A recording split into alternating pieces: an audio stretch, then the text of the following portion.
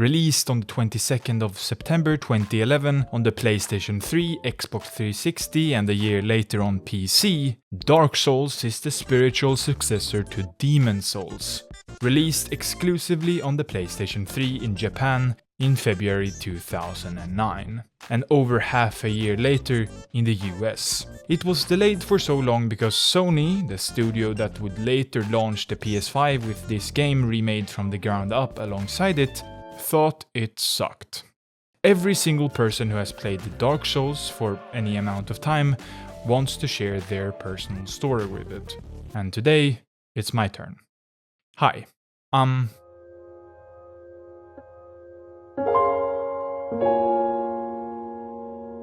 but you can just simply call me Amazon, and today we look at Dark Souls, one of the most important games of all time. A game that, despite being famously hard, has become a bit of a comfort game for me in the last couple of weeks. Let's start with that. I have played this game for around 100 hours, that's across 5 full playthroughs and a couple of partial ones. 3 of these playthroughs were quite thorough, with all bosses, most areas explored, and lots of quests partially completed. I have played the opening couple of hours of Demon Souls, but the healing system combined with the weird performances from my aging PlayStation 3 has held me back pretty hard. Oh, and the emulated version running in 60 FPS crashes every time I try to warp. The first Dark Souls game I played was Dark Souls 3, seemingly a pretty normal sentiment for lots of players of the series. I completed it in a couple of weeks and wanted more, so I went back. I have finished Bloodborne even though I had to journey out from my comfortable sitting position in front of my PC all the way out to the living room to boot up my jet engine PS4. It's so fucking loud! After starting to write this, I have also finished Dark Souls 2 and all of its DLC. This video will chronicle a typical playthrough of the first Dark Souls game, talking about all the things I found notable along the way. I will speak about all the bosses, I will touch very lightly on the side quests, and I will almost entirely sideline the story unless I find it interesting or notable at all. I don't play these games for the story, and I think that the most obvious part of the story manifests almost entirely in the gameplay anyway, so we'll speak on it in that sense. This is not a lore video, this is just my reading of the story, with maybe a little bit of research here and there to make sure I'm not getting too many hate comments down below. But without further ado, let's start the game.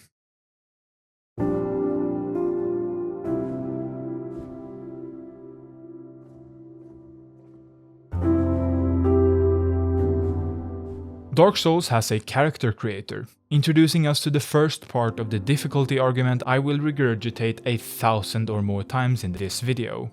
Making a character isn't something I want to delve into, but if you're playing the game for the first time, I recommend a couple of things. Don't pick the Master Key as your starting gift. Or do, but you should know that it can cause you to sequence break quite a bit, letting you into areas you really shouldn't be yet. It can serve as yet another layer of confusion in this way, so maybe skip out on it for your first playthrough if you don't want to risk that happening. There are lots of classes to choose from, with one of my personal favorites being the Thief, as it gives you the Master Key, which is pretty fitting. There are plenty of options for how your character will look, but if you're anything like me, you'll find something to cover up the face of your character as quickly as possible anyway, so I often just make the most horrible machination possible here. All the classes start out in different ways, but almost all of them can be formed into a weapon or playstyle you particularly enjoy. The choice of class can be kind of scary, but the only real choice here is if you want to be a sorcerer that uses ranged magic, a pyromancer that uses fire, I recommend this one if the early game seems daunting, or if you want to use swords and other melee weapons up close. Again, no class can't be turned into another, but some are certainly better suited for some things more than others. Last, let's name our character and start the game for real. The opening cutscene in Dark Souls tantalizingly raises a plethora of questions while sparingly offering answers, a characteristic approach that has become synonymous with the game. It's a story that really doesn't get in your way by trying to explain anything, but also, in the same vein, a story that you must go out of your way to experience. The world was initially a grey land of gigantic archtrees and everlasting dragons, unformed. But then there was an ember, the first flame. Within this fire, creatures found the souls of lords. Nito, the first of the dead, became the Lord of Death. The witch Iselith and her daughters of chaos, Gwyn, the Lord of Sunlight, and his faithful knights, and the furtive pygmy, someone we won't understand until the end of Dark Souls 3. These newfound lords challenged the everlasting dragons, waging war on their very nature. With the betrayal by Seath, the scaleless dragon, the lords bring upon the first age of fire. A golden age for the lords and humans who no longer live in fear of the dragons. But like any flame, the age of fire is ever fading. This is where we are now in the present. Only embers remain and a future of endless dark is all that awaits. You are an undead, a carrier of the dark sign, a curse that consigns you to a ceaseless cycle of life, death and resurrection. A journey that pushes you to the precipice of surrendering to the madness. Or hollowing, as the game calls it. And here we are, Dark Souls' tutorial level, the Undead Asylum. We are in a cell, but not for long, because a knight throws us the key, and we're free to explore. This is where we learn the most basic of controls, in a wet dungeon filled with enemies that don't try to hit you back. This place doesn't feel very inviting, but don't get me wrong, this first hallway, even with its huge demon stomping around on your right, is completely safe, and a great place to get to know the very basic of the controls. These tutorial messages on the ground can backfire, as they do look the same as the normal messages that other players around the globe can put down themselves, but the fact I can just run past them on my third playthrough in a row is a great thing. A tutorial we can skip is always a good thing, especially such a simple one. These messages don't stop and pop up on our screen, prompting us to do something now, but instead they act as short, very concise little explanations of the controls. What the game doesn't teach us is the very basics. How to move the left control stick to move our character and the right stick to control the camera. This decision is pretty obvious, as someone completely new to third-person action-adventure games like this one really shouldn't start with one of the most infamously hard ones. In this way, Dark Souls isn't for everyone, but everyone can learn this. The left stick is for movement, the right one is for looking around. Throwing the controller into a wall will teach you that. A monkey could figure that out. The rest of it though is in the game in different ways. These little tutorials will be shown throughout, but not always in these little messages. There's only a couple of times the game tells you something outright, and this opening area is where most of these occur. We have two types of attacks, light, fast ones, and strong, slow ones. What makes Dark Souls different from lots of action games is its focus on animations. We'll come back to this point 100 times throughout this video, but rather than simply thinking about damage in and out, Dark Souls is more about timing and animations. You can't just do half of an attack and stop to block another one. You have to find an opening and plan your slow and fast attacks accordingly. Some players have seen stuff like some of the later bosses in Dark Souls 3 and Melania from Elden Ring and see something that isn't very approachable. This Dark Souls title isn't like that. Dark Souls is in reality very slow and methodical almost entirely throughout its runtime. It's very readable and reactable, with some exceptions we'll touch on when they come up. The back and forth here doesn't require much more than patience really. Some playstyles can change this somewhat, sorcerers and to a point archers being the biggest culprits, by simply staying far away and forcing one or two options out of enemies and bosses, but not always. Some parts of the game are significantly slower without access to close-range weaponry, and we'll get to one of those a bit later on, so don't think that sorcery is the easy way out. It kind of is, because you can still surpass the waiting and patience required for the back and forth of the other playstyles. Bosses are especially vulnerable to this, but larger crowds of enemies and the kind of horrible aiming make it a crutch that you can't rely on completely. I did play the game and beat all the bosses for this video using sorceries, and it has admittedly opened my eyes to why some chose to play with it again and again. It's a completely different approach that I think has merit beyond being the quote-unquote easy mode. We make it to a courtyard, the first bonfire in the game. This bonfire, along with the healing item the game uses, the Estus Flask, is maybe the real reason Dark Souls works so well. Most people, when they think about Dark Souls, see in front of them a huge boss versus a small player in front of them. Insurmountable odds stacked against you. The player's also probably rolling around like crazy. To me, this is only the first half of it. The other, frankly bigger part, is this combo of bonfire and Estus Flask. Bonfires are simple. They are checkpoints. Resting at this bonfire also respawns all the mobs on the map, so running to kill one enemy at a time and resting over and over will only serve as a way to farm souls, the currency we use to level up, and not as an easy way to clear huge areas, unless you're playing Dark Souls 2 of course. Resting at the bonfire also recharges our Estus Flask, giving us 5 flasks again. This presents us with many cool challenges. We'll take a look at some of those later, but the overall is that Estus essentially acts as the number of mistakes we're allowed to make before the game hits us on the head and sends us back to do it all over again. Back to the bonfire. A huge door stands in front of us, and if you've played a game with bosses or anything like that, a huge room with a checkpoint just outside of it should make your big fight room radar go off. If you pay a crazy amount of attention in this courtyard, we can actually see the huge creature before even opening the door, giving us a heads up as to just what we're walking into. This is the first boss of the entire game, the Asylum demon, and a pretty good tutorial boss at that. Later titles in the FromSoft series fumble this pretty hard, the tutorial boss that is, with Dark Souls 3 maybe being the most notable here. If you pick the bombs as your starting gift, you can even skip this next section almost entirely, so on repeat playthroughs or challenge runs that you don't want to bother doing this next section with, you can just easily skip this entire boss by chucking a couple of bombs at it. You're not supposed to fight this boss right now, you don't even have your starting weapon yet, and just as the sign on the ground says, you should run. This acts as a valuable lesson for the future.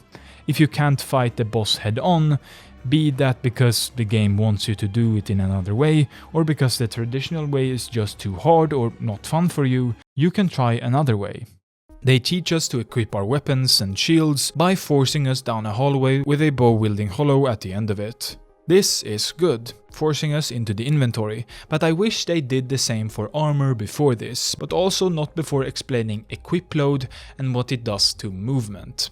You can leap into a roll, the best way to avoid otherwise unavoidable damage. When you're locked on an enemy, you can only roll in 4 directions: forward, back, left and right. This is a huge nerf, and it can make rolling a bit of a bitch, so learn to not rely on the lock-on too much, especially with multiple enemies. We'll get back to that later though. There are different lengths of rolls in Dark Souls, and when I can't do the maximum roll, I feel sluggish. There's lots of nuance here, but all the rolls you need to know about are 3. Light roll, this is the fastest roll that also gives you the furthest and the most iframes. That's short for invincibility frames, or the time you're completely invincible during a roll. This lasts for almost half a second, which is frankly a long time. A quarter of your equip load or less gives you this, forcing you to have little to no armor on, or you invested lots into the right places. With this roll, rolling is probably your main way of avoiding damage, as opposed to just taking it or using a shield. For the mid-roll, you probably have some medium armor on and the roll is noticeably slower. And it has a fair amount of iframes, but unlike the light roll's half a second, we only get a third here. Fat rolling is the third and last roll you should care about. You'll see me using it a couple of times in this video to just outpoise certain encounters, something we'll talk about later. This roll is super slow and barely usable. If you're doing this one, you're probably using a heavy armor set and a great shield instead, going over half of your equip load. All of them have their uses, but I always opt for the light rolling and shield backup, with the shield only really being there for the normal enemies that don't hit too hard. This equip load changes other things, stamina regen and running speed for example, so showing us what it does is something the game could have explained better. You will figure it out by equipping new armor sets and seeing the role change, but a cool set of armor is not something we find in the first few hours of gameplay. We make our way around the asylum again, fighting hollows and so on until we make it to our first fog wall. This is a pretty big deal in Dark Souls, a white, solid wall that can be passed through. Some of them lead to boss fights that you can't back out of, while others just fuel that idea and turn out to be just another section of a bigger level. In this case, it just leads back to the courtyard, but on the second level this time. We walk up a staircase and promptly get hit by a trap. It won't kill you, and if you're paying any attention at all, you'll see it coming. But this is another valuable lesson for the future. There will be plenty of traps like this throughout your journey with the game, some worse than others, but almost all, and it pains me that I have to say almost here, but almost all of them can be figured out by paying attention. This trap reveals a hole in the wall. The knight that tossed us the key to our cell lies here, dying. He tells us of a prophecy. The undead are chosen. We have to ring the bell of awakening, and then we'll know the next step. Good, a goal to work towards. We also get the aforementioned Estus flask here, completing our inventory. Unless we're playing as some of the classes, they get an item or two in the next room. This is where we learn about two-handing weapons, something I do plenty. Both because it gives the weapon more damage, but also because rolling is just more my style, especially against bosses. It also gives the weapon another set of animations, some of which are better in some circumstances, like this one, where we don't have space to swing our weapon. A couple of enemies later and we learn about parrying, a skill that isn't needed a single time in the game, but one that deepens it by a significant margin. In order to parry, you hit the L2 or LT or some other trigger on some other controller right as someone is about to hit you. This is obviously a risky maneuver and it doesn't work on every attack, but if you manage it, you're granted with the easiest punish in the game. I do wish this timing was better, sometimes parrying feels off by quite a bit, but if parrying is all you want to do, Sekiro is probably the better game for you. There's another fog wall here, leading us into the room with the boss from earlier. A sign on the ground tells us to do a falling plunging attack, an obvious nod to what to do in order to make the boss fight easier. The fight itself is a breeze. For me. But it frankly should be. It very obviously tells you what it's going to do, and all you have to do is roll or shield the big telegraphed attacks and fight back in the openings. Almost every fight in the game looks like this. Some attacks are harder than others to avoid, and the health points varies. The rolling away from huge sweeps or rolling to the side of overhead strikes, the blocking of everything, or the running away from some of the crazier ones persist throughout Dark Souls. Some fights take this to the extreme and demand quite a lot from you, but none of them require complete mastery if you're willing to use all of the tools in front of you. If you play as a sorcerer here, you'll have an easier time. But getting here was probably more annoying. It's a trade-off we'll see more of later. But yes, sorcery makes this part of the game undeniably easier. It's not a lesser way of playing the game. I kind of love this playthrough for its own reasons, but bosses like this were certainly easier. And that's the tutorial level. We walk out of the back of the boss room and get carried away by a big bird.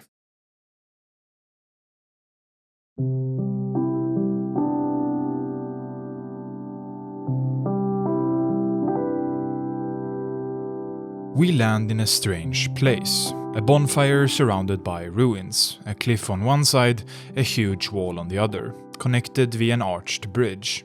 A big medieval city can also be seen. The voiceover tells us this place is called Lordran, where most of the game takes place. In Dark Souls we collect a currency called, well, souls. This is lost upon death and is mainly used for leveling, but it's also the main currency for buying items and the like. It's not completely lost on death, however, so don't fret too much. Just make your way back to where you died and collect the souls again. This is why bonfires and making it to these bonfires with all of this currency can be such a thrill sometimes. Maybe you made it way further into the new area you just find than you had anticipated, forcing you to make the huge trek back. Or you push on, with little Estus and lots of souls in your backpack to think about in search of a shortcut back or a new bonfire. Another reason why the bonfire system works so well. I just kind of skipped over the leveling system, so let's take a look at that for just a little bit. First of all, the cost of a level depends on what level you are right now. In the beginning, if you aren't losing any of your souls, you will be leveling up your character a whole lot. After some bosses we can earn lots of souls, so we can level up 2, 3, 4, maybe even 5 times at once. But the cost of a level keeps rising. By the end, you will only really be leveling up after a huge area of tough enemies or a boss. You can spend these levels on different stats. I won't delve into them that much, but let's take a quick look. Vitality is your health. Endurance is your stamina and equip load. These are always nice places to place your remaining levels, or if you're struggling with either keeping up with the enemy's damage output, or maybe you just want to be able to roll or strike with your weapon a lot before waiting for your stamina to come back. Strength helps with heavy strength weapons.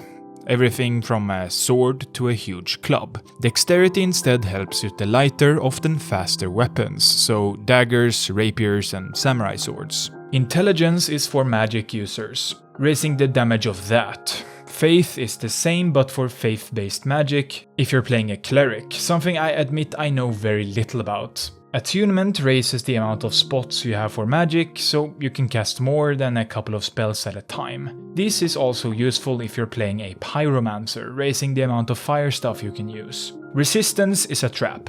This stat does basically nothing and acts as a bad joke if you're not doing very specific things. It increases your resistances to stuff, but the thing is, just leveling anything does that too. Again, this is all pretty complex, and combining the fact that weapons have stat requirements makes the entire system a bit more complicated than leveling up your strength to become stronger. You also can't respec these levels later on. That's when you relocate all of your spent levels, like in the later FromSoft titles. So you should really think about where you're putting these levels. Ultimately, I think respec is a good thing, so the fact that it's not in the game is a bit disappointing, even after this re-release that is the remaster. The music here at Firelink Shrine is nothing less than iconic, a somewhat depressing yet hopeful track that nicely makes this place feel like home, but not completely safe. It's the calm before the storm that is the other areas of the game, quite literally in the eye of the storm that is the Metroidvania-style world we've been placed into. Outside of this place, there's not really any music in Dark Souls, except in exceptional cases.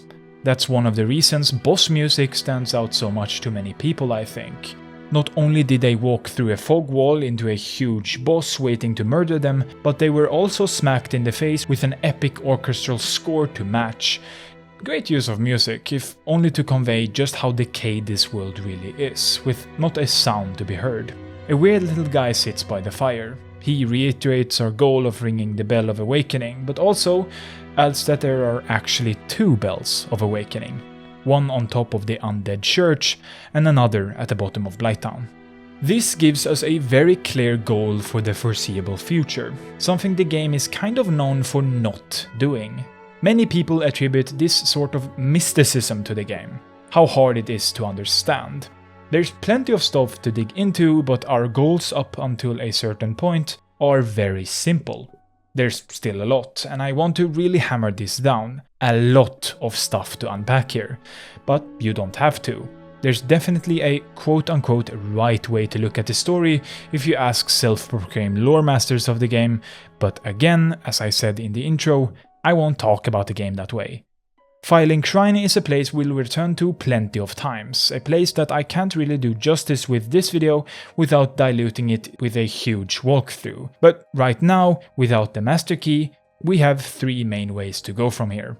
One is more obvious than the others, but all are very easy to find. One of the later paths we'll take, through the graveyard, awards us with a weapon we could finish the entire game with, the illustrious Zweihander, a greatsword.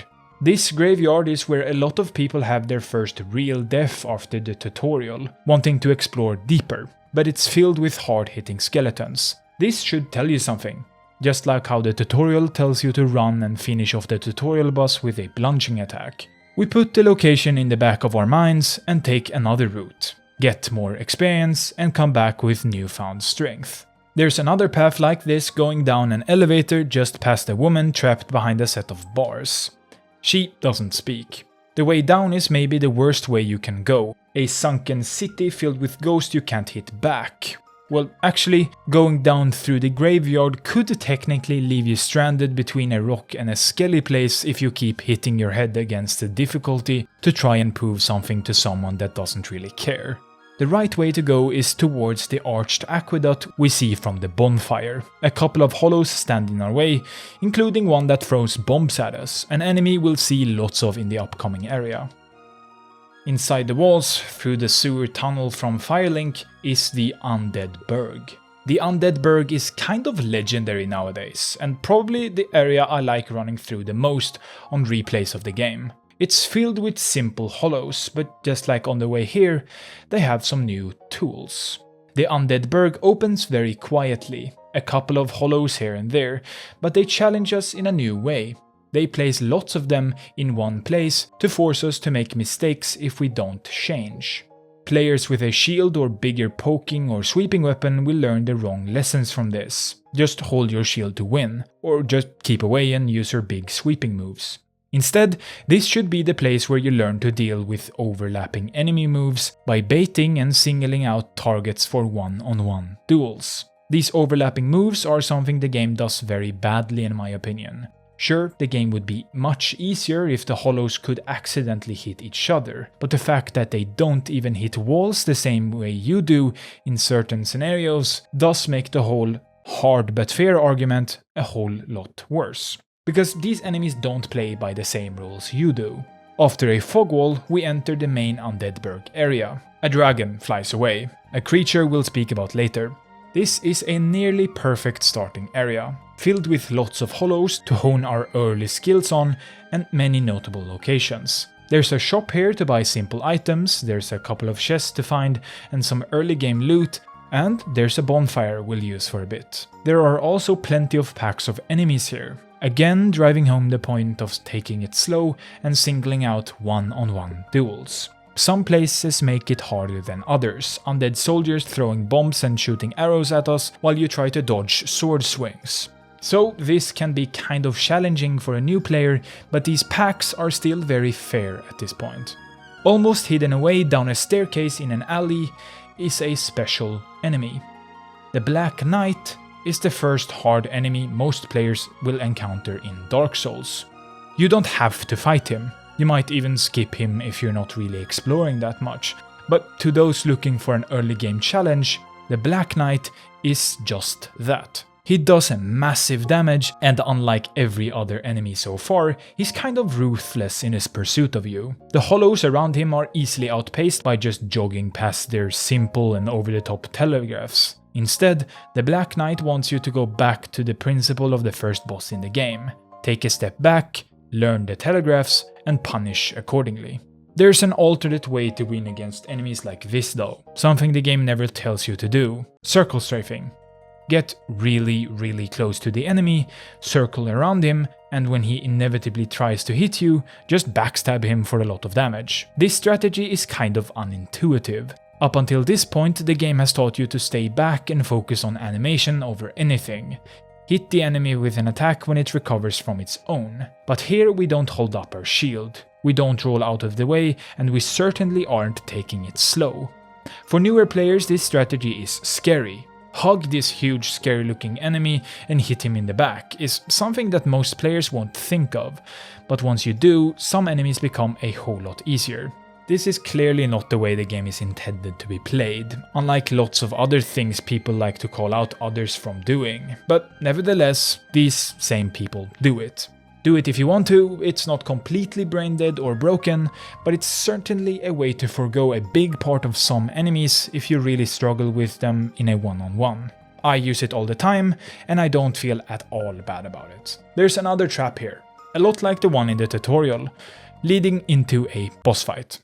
The Taurus demon is a big demon-looking dude that does simple overhead high damage attacks for the most part. Beating him fair and square without taking advantage of anything is more than possible, and my sorcery build had an easier time here too. But the game gives us options here.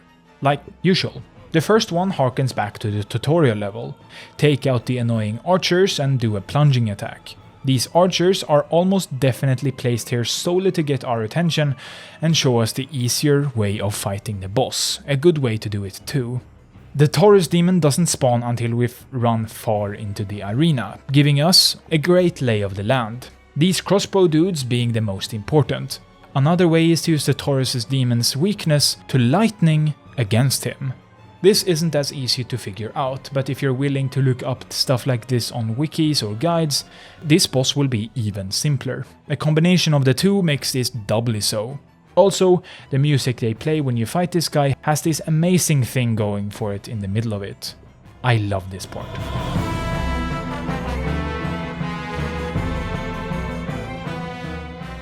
This is Solaire, a guy we'll see a couple of times throughout our playthrough. He's a surprisingly happy-go-lucky dude in this otherwise grim world. Like you, he's an undead, who's made his way to Lordran in search of something. You're looking to end the curse. He's looking for his very own son. He teaches us the basics of summoning other players, something we'll speak on in a couple of hours or something.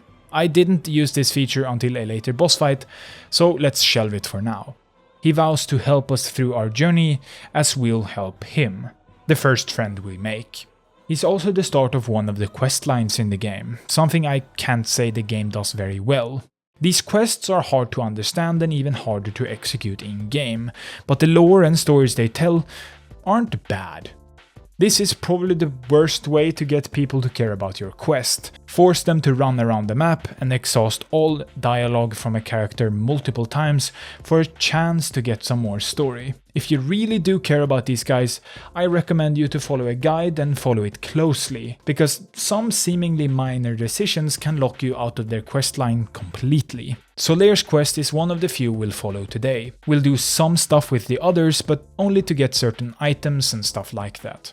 There's also something called covenants in the game, clans and groups we can join and make offerings to in the form of humanity item. They are also super weird and complicated for no reason, so I rarely interact with them, if at all, outside of getting specific items. With all that said, let's get back to the game. So here we are, plump with souls from the Taurus demon, and after a meeting with the cool guy Solaire.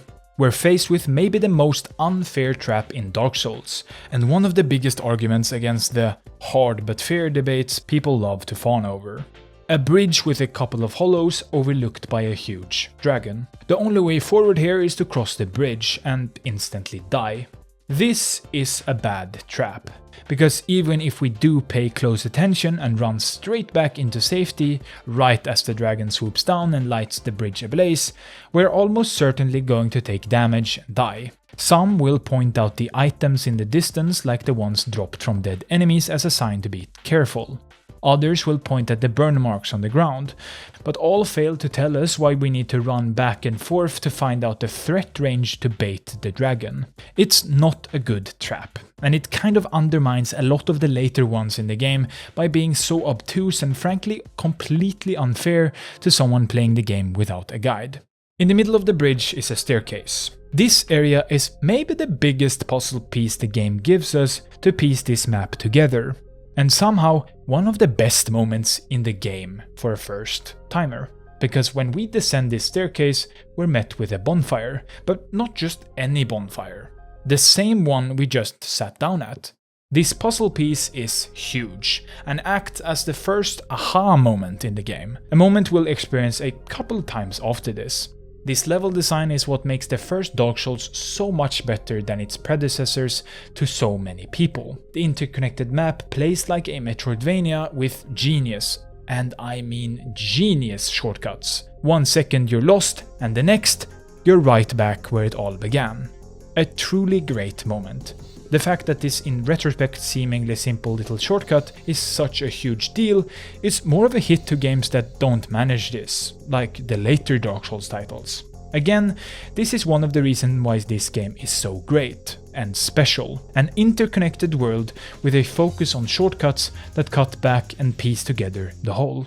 The Undead Parish is the first area after the Dragon Bridge and the location of the first Bell of Awakening. There's actually a way to get past the dragon, an area with a bonfire and a great way to save some time, but I never really did figure out how to get there without spending a lot of time baiting the dragon into flying into a very specific place. Instead, I just used the same bonfire as before, the one that leads to the middle of the bridge and the one we just spent way too much time discussing. There's a couple of rats on the way and another black knight to fight if you want to. He's placed a bit badly, so pay attention when ascending these stairs. Just a heads up. This next area is where the game tries to teach you how to single out enemies and to use cover to not get shot by the bow using hollows on the arch. There's also a boar-looking enemy that sits perfectly in the way of the way forward, so try to bait him into running away before going past him. So here we are at the church. On top is the bell, but first let's explore a bit. There's a key here we need to progress, so pick that up right outside the main gate. That can be lowered. There's a new type of enemy here, a dexterity and parry shield wielding hollow that kind of counters the way a lot of people have been playing so far. So take your time, try to find the holes in his defense, and don't get too greedy, seems to work pretty well. But if you, like me, often use bigger weapons, try to bait them or use the jump attack feature, something that just doesn't work that well. Too bad it often acts as the fastest way to deal lots of damage. I wish, God do I wish there was a better way to do these. The jump attack, that is. In the church there's also an armored knight, a cool little mini-boss that guards a firekeeper soul, an item we can use to upgrade our Estus flask to get more health back, a very important item. There's also a shortcut here leading to Firelink. The world instantly becomes smaller when we take this, and another piece of the map puzzle gets slotted into our brain. On the opposite side of the church, across a walkway among tall trees, is another bonfire, our checkpoint for the upcoming area. While sitting at this bonfire, we hear the clanking of metal. A blacksmith hitting a hammer on a sword against an anvil. This is where we upgrade our items. We can also buy the kit needed to upgrade these items at the bonfire instead. We also repair our stuff here, something you rarely have to do, unless you have forgotten about it for a long time or if you're using a weapon or piece of armor with low durability, like a katana or wooden pike. We can keep going down, where we meet an enemy that obviously is way out of our league, so we turn back, or we don't. There's a pretty huge area that way, but we'll get to that later. At the bonfire we can keep going on that walkway, to a huge gate and an onion-looking dude. There's a pretty lengthy questline we can do with this guy, but I'm not really going to, so if you want to know more about Siegmeyer of Katarina, go look up the wiki or a lore video or something. Before we get to the top and finally ring the bell, we have to get past the first real difficulty wall for a lot of people that stuck out the Undead Burg and tutorial. The boss in question is the Bell Gargoyle, a fight that on subsequent playthroughs is very easy, but on your first time through, this will again probably be the hardest thing you have to do up until this point by a great margin, unless you're playing a sorcerer, which makes the way up to the boss fight the real challenge. The way is filled, and I mean packed, with undead, and a sorcerer that also wants to make your day worse. This area is a great example of why Dark Souls actually isn't fair a lot of the time, because these guys will just spam attacks in an overlapping way and can almost stun lock you with their constant hitboxes if you aren't playing super cautiously. I often don't. I have already talked a bit about this, but the fact that these hollows don't bounce their weapons on walls, or the fact they can't hit each other and through each other, is once again not a good thing. The Bell Gargoyle is excellent.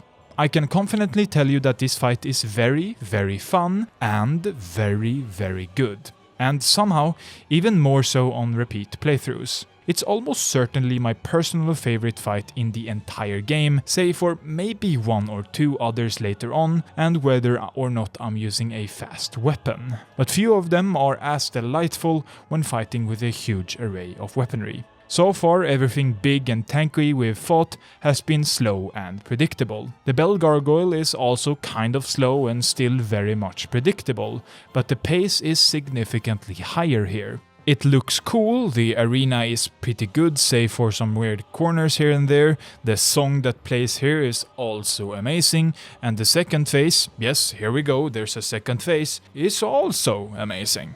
When you get the gargoyle down to about half his health, a second one spawns. This makes his kind of slow and predictable stuff a lot harder because, well, now you have to do twice the work. Weave in and out, take care of one of them first, and try to hit them in their super long fire-breathing attacks. Some attacks here do feel kind of weird, the sweeping ones especially, but try to stay on their side or behind them while still rolling and don't get too greedy. This boss is pretty special, not only because it's the first one in the game that gets backup, also because it inadvertently tries to teach you a couple of different things. First, that upgrading weapons and raising your DPS, that's damage per second, is actually kind of important in this game. The lesson is best taught after hitting your head against the boss, respawning over and over, trying to force your way through their challenge with pure skill and perfection. That's when the sound of the blacksmith below reminds us of upgrading. It's a cool little nod that you just have to assume is on purpose. When to forgo the lock-on feature so many of us try to use as a crutch, to not have to aim at all is another great one. This boss is also greatly helped by not being locked on for almost the entire duration of it, using your movement to try and move around the boss without rolling too much. There's at least one more lesson here. If you hit the tail of the gargoyles enough times, it will fall off, causing a huge amount of damage alongside it. This is something lots of bosses allows us to do, so if the boss has a tail, hack it off for some huge damage. And probably a cool new weapon. Again, this boss will prove to be the hardest single enemy in the game we've met up until this point, but there are many ways to overcome them. If you talk to one of the NPCs, you can summon them to help you. I didn't for this boss, but it's an option if you're struggling. If you instead refuse to summon for help, you should procure a firebomb or gold pine resin. They are weak to both fire, even though they use it in their own attacks, and lightning. Lots of bosses are actually. Or you could just upgrade your weapon some more, that's also a good way of going about it. The boss is defeated, the first bell is rung, and the game has officially begun for real.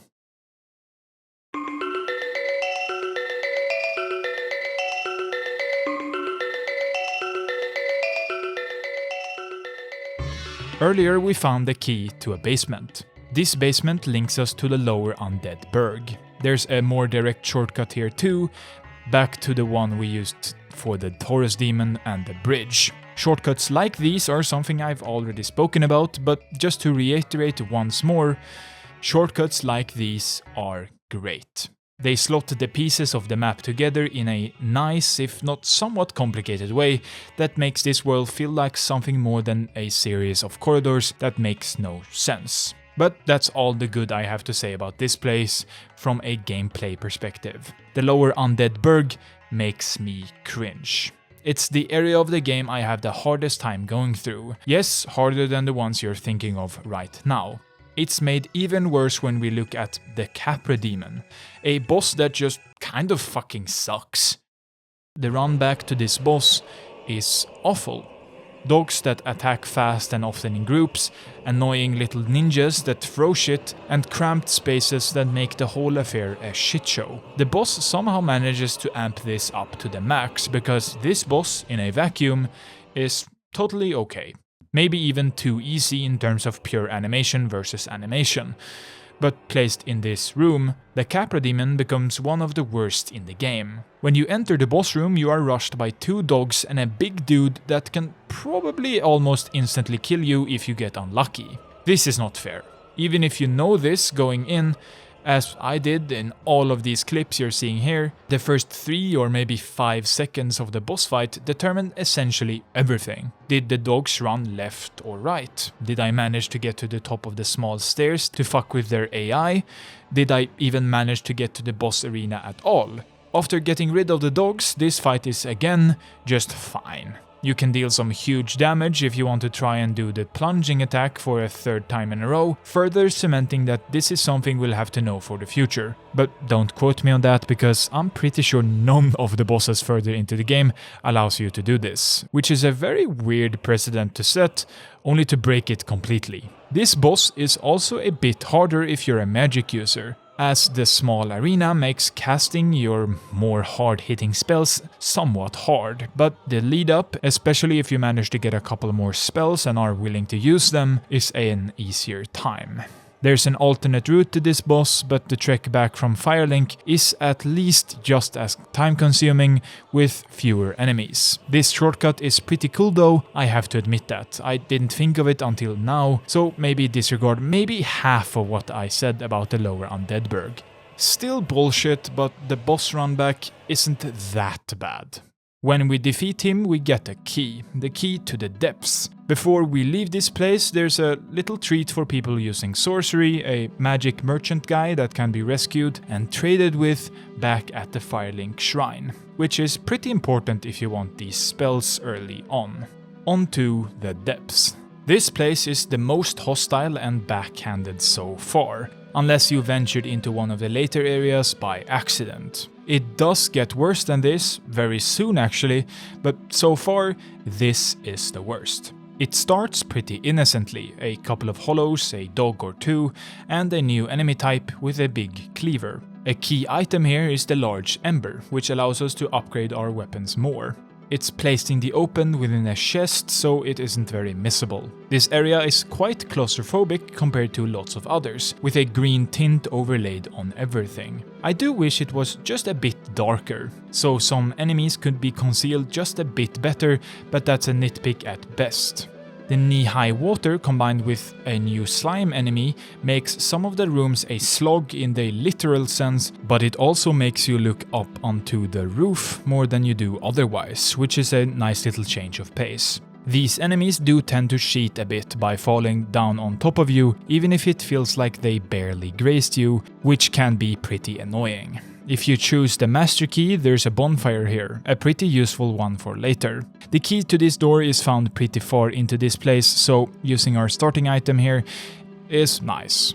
But the thing that makes this place such a hellhole to lots of people is a very specific enemy. These frog-looking things are basilisks. Enemies that on their own are pretty easy. They can jump around a bit and don't die as quickly as a normal undead, but where they become scary is their status effect. The curse status effect instantly kills you. That alone is pretty harsh, but once you figure this out, you also figure out the second thing it does.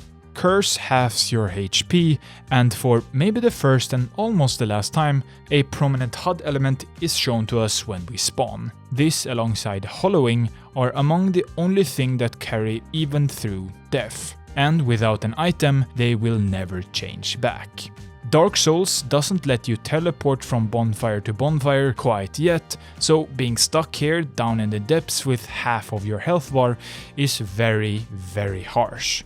They look so goofy, yet kind of unnerving, but hide a terrible secret. These little bastards are probably the start of countless success stories though. I don't really have any stories like this to tell you. I managed to get this item you need to reverse the curse before this, a purging stone, but they do terrify lots of people. Just go look at the Basilisk page on Fextralife. Here's a quote from an anonymous user. I hope these go off. Terrible enemy in a terrible game. Dark Souls 2 is better. Yeah, people hated this thing. To me, it could have been avoided quite easily. Give us an easily skippable piece of dialogue or sign that the purging stone is very, very important down here, so you can feel personally stupid instead of blaming it on the devs. Also, we haven't really been attacked by many status effects at this point, so this one being maybe the first one is kind of crazy. The thing is though, these enemies used to be a lot worse. You could stack this curse until you were left with an eighth of your health, which, to be frank, is a bit too far even for a game like Dark Souls. On repeat playthroughs, this doesn't mean much except that a couple of thousand souls are reserved for a purging stone for the eventual depths visit. This entire area is a big maze with lots of holes to fall down if you aren't paying much attention. There's also plenty of ways to make it all go faster. A lot of cool shortcuts here. A big locked door stands in our way. A merchant next to it sells us crystal weapons, perfect for the people who ventured down here with a half-broken weapon and no repair kit. These crystal weapons have pretty high damage for their relatively low requirements, but they break easily, perfect for fighting the boss of this area, the Gaping Dragon. The cutscene after entering the boss arena through a fog gate is great. I love this little thing peering over the waterfall. A creature so small the handheld camera has to zoom in, but then this huge, disgusting looking dragon with teeth for a stomach crawls out. I like this boss, a fight with a big thing that works pretty well even though camera issues tend to plague these types of fights in the series. It's also a considerably longer fight than the ones we've been faced with so far if you're using a melee weapon. The sorcerer gets to stay back and barely interact with the huge target, and somehow deals more damage than the melee users too. There's also a magic user overlooking the arena, so take care of him first if you don't want to get peppered while fighting the boss. One of the attacks he does can be pretty hard to read, a walk that makes him a big red warning sign that does damage to you. Once he starts walking, get away from him before he does huge damage to you. Stay by his side and hack away for an easier time, but hit him in his small flapping little head and you'll deal more damage. A great trade-off. You can also just cut off his tail and never have to think about that thing hitting you while you're hacking away. On death, the Gaping Dragon drops the key to the big gate in the sewers, next to the guy who sells us crystal weapons. A door that magically changes the color correction so much it looks like Breaking Bad, Mexico. There are a few things we all remember about the first few hours of Dark Souls.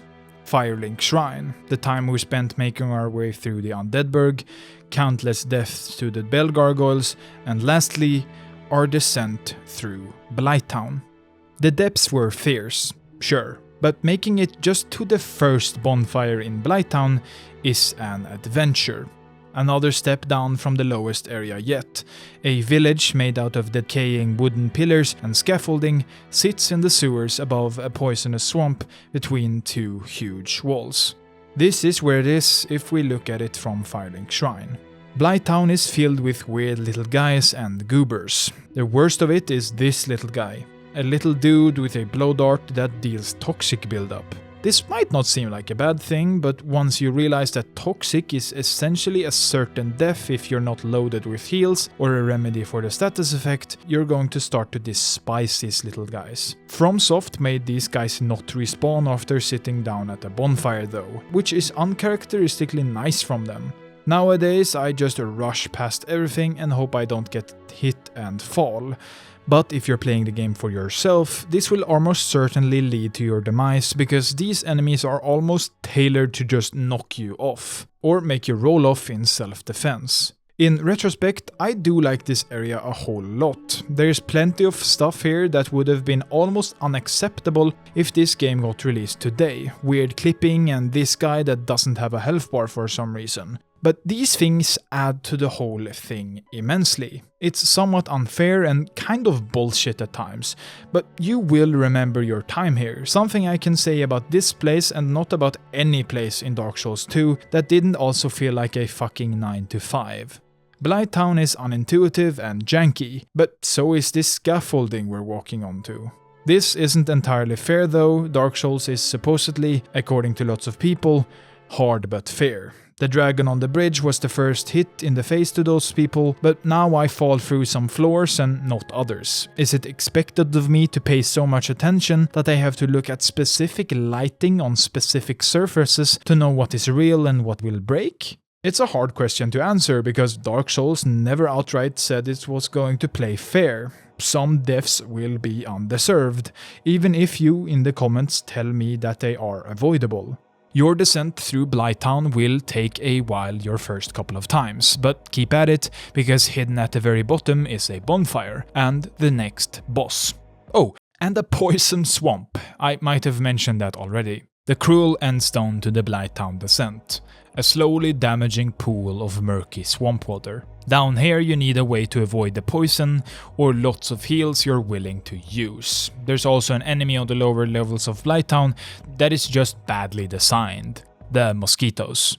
Once you've made it all the way down here, you feel almost out of place. There's no way you're supposed to be here yet, severely out of your depths, in a dark and inhospitable place. One of the things the first Dark Souls games capture better than almost any game ever. It's also huge if you couldn't already tell. From one side to the other and from the bottom to the very top is quite massive. Impressively so. And for a game with such an intricately designed semi-open Metroidvania, this is just remarkable. On one side of the trench is a big anthill looking thing, the way to the next major boss fight. A fire spider with a naked human upper body guards the entrance to the second Bell of Awakening and the entrance to Quaelag's domain. Chaos Witch Quaelag is a fine boss, great at times, kind of annoying at others. The attacks she does are almost all easily avoided by just staying up close and on her side. She does have a couple of attacks that you have to look out for though, but for the most part just stick to her side and hack away.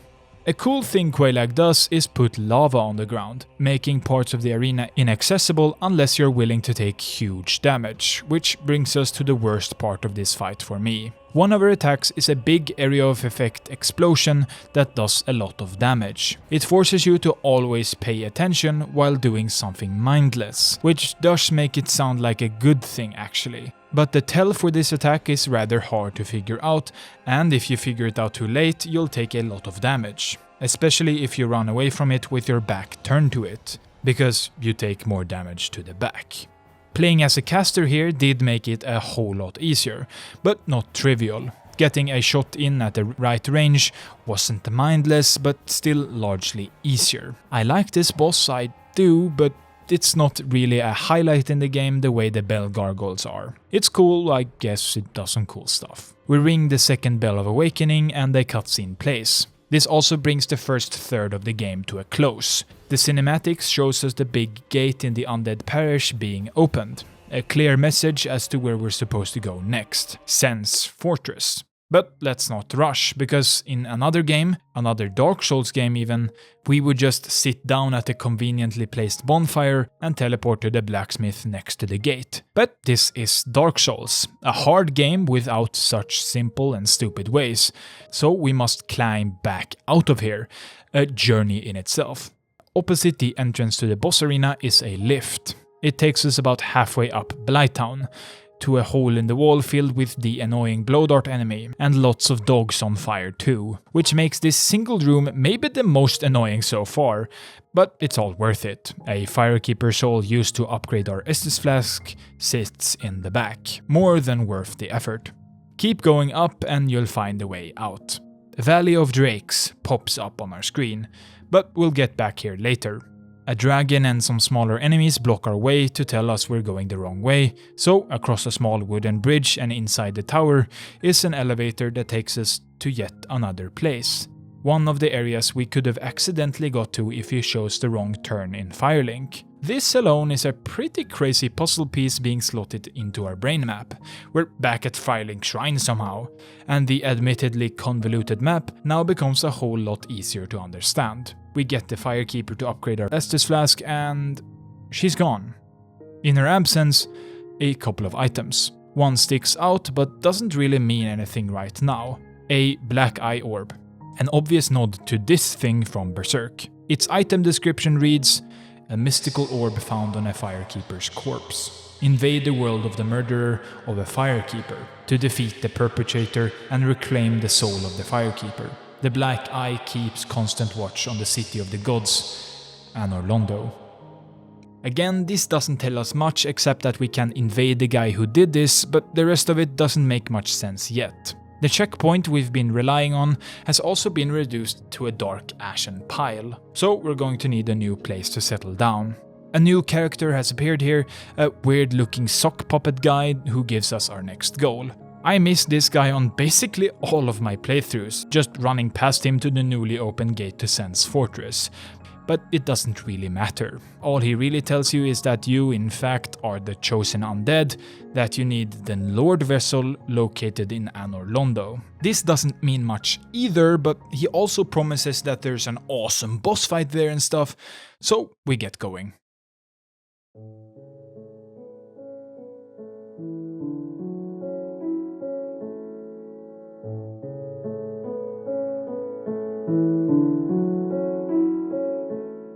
On my first playthrough, I passionately hated Acend's fortress. It felt like a place constructed just to fuck with me, to lure me down holes and over edges for cheap and unfair kills. This is what Acend's fortress is all about, and today I like this area of the game. Parts of it are kind of weird and unintuitive. A trap here or there sends you at a weird angle or does a very punishing amount of damage, but overall this place is quite literally a masterclass in level design that forces you to be both observant and quick. Swinging blades that send you to a certain doom, a rolling ball that deals massive damage, and a new type of enemy, snake-headed berserk characters. These also have an electric variant. These pose a new type of threat. Almost everything before these have been multiple hollow battles with enemies dying in 2 or 3 hits at most, but these guys pose a real threat even without backup, and are pretty hard when they team up. We can find 2 NPCs in this place. Siegmeyer, the big onion dude who is waiting for the deadly balls to stop rolling so he can progress further. But more importantly, we find this guy, the guy who will, in the future, get us some really powerful sorceries. We climb the towering fortress until we make it outside. A hidden bonfire can be found here, and you should make use of it, because this next boss run back would be completely unbearable without it. A giant throws endless bombs at you when you get outside, so move quickly and make sure to get to the very top to take him out to make the upcoming boss fight a bit more bearable. At the top of Acend's maze-like fortress, we fight the Iron Golem, a big armored knight golem with a big axe and a lot, and I mean a lot of resistance to everything. He's the last challenge of this pretty challenging area. This fight using a katana is the longest, maybe in the entire game. At this point you will not deal much raw damage, and slash damage is not the best. Actually, it's probably the opposite of that. If he wasn't so slow and lumbering, this fight could have easily become the most annoying in the entire game, but as it stands right now, this fight is all about stamina and persistence. His attacks are all very easily avoided by just rolling, or even better yet, by simply walking around him. Basically none of his attacks do anything to you back there, so just walk around him and hit him until he either falls and tumbles over the edge, or until the Iron Golem dies outright. Fighting him as a sorcerer makes this fight about 6 or so times faster. I killed the thing in about a minute, without making the golem fall and with plenty of magic left over. This isn't a hard boss fight, but it does take a lot of patience. Some people, lots of people actually, stop right here.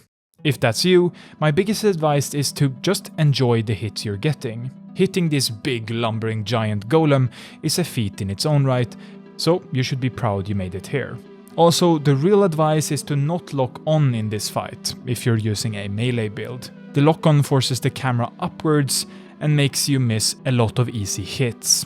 It also, like I've told you 1,000 times already, makes rolling hard, and with an arena like this with deadly falls on all sides, you don't want to accidentally fall off.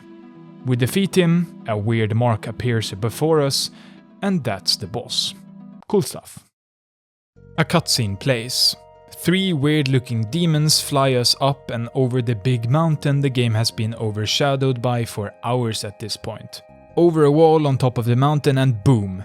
A huge cathedral-looking palace or city covered in golden sunlight. It's a big switch up from the usual decay of green, brown and grey. The fallen kingdom now just looks abandoned and dead, not completely ruined.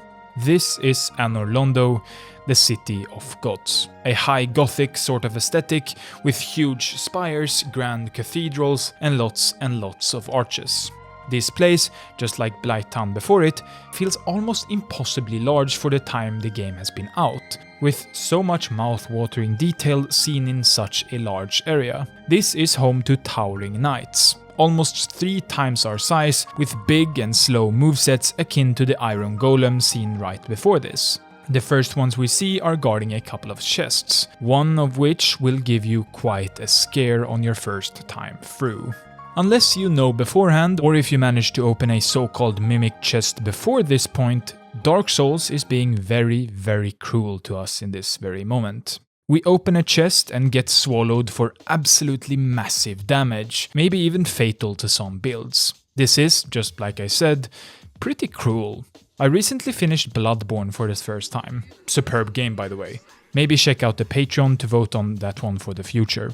Bloodborne doesn't have any mimic chests.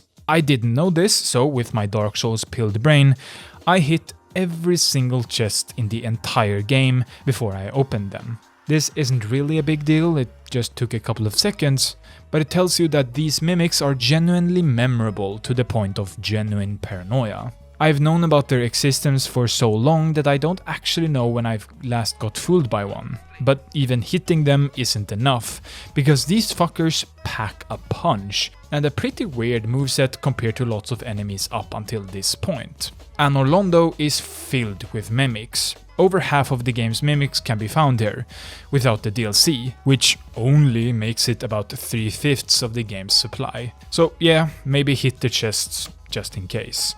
We meet another gargoyle, just like the one we fought in the Undead Parish, but this time around we're more powerful, not only in gear and levels, but also we're more experienced by now. I like this. We'll see another great example of this later, but it makes us feel like we're actually progressing more than just running through new challenges over and over. A small, kind of challenging but significant piece of power fantasy. This leads us to a dead end, however, so we need an alternate route. This route is wholly unintuitive, a weird-looking, barely walkable little slanted piece of building leading to a broken window.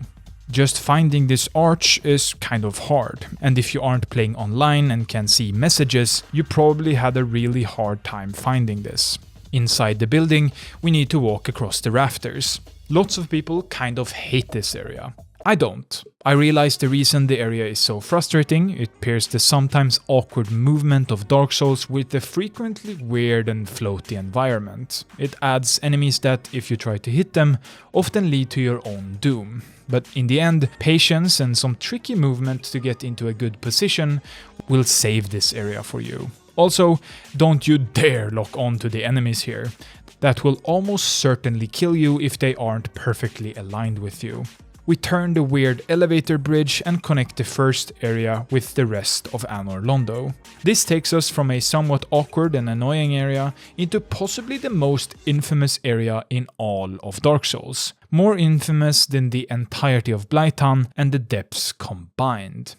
The Anor Londo Archers. These Silver Knights, very similar to the Black Knights that has acted as mini-bosses up until this point, shoot at you while you have to platform on skinny walkways. This is a literal nightmare. It will lead to many infuriating deaths, but there are ways to make this less of a headache. First of all, just run past all the weird flying pink demons that brought you here. Be aware of their ranged attacks though. Then try your best to avoid the arrows by running up to the building. From here, roll through the arrows until the knight pulls out his sword. Try to ignore the one on the left. Now the luck part of it all begins. You can either try to parry and make them fall off that way, or you can just block and hope the knight bounces off your shield and falls off. Sometimes they lunge at you and instantly die. Sometimes they expertly move on the small walkway and somehow kill you without making you fall off. It's annoying and a bit too random. Inside we find a bonfire. The bonfire we'll be using for a while. Solaire is also here, sitting by the bonfire. Siegmeyer is stuck behind a couple of Silver Knights, so take them out to help him.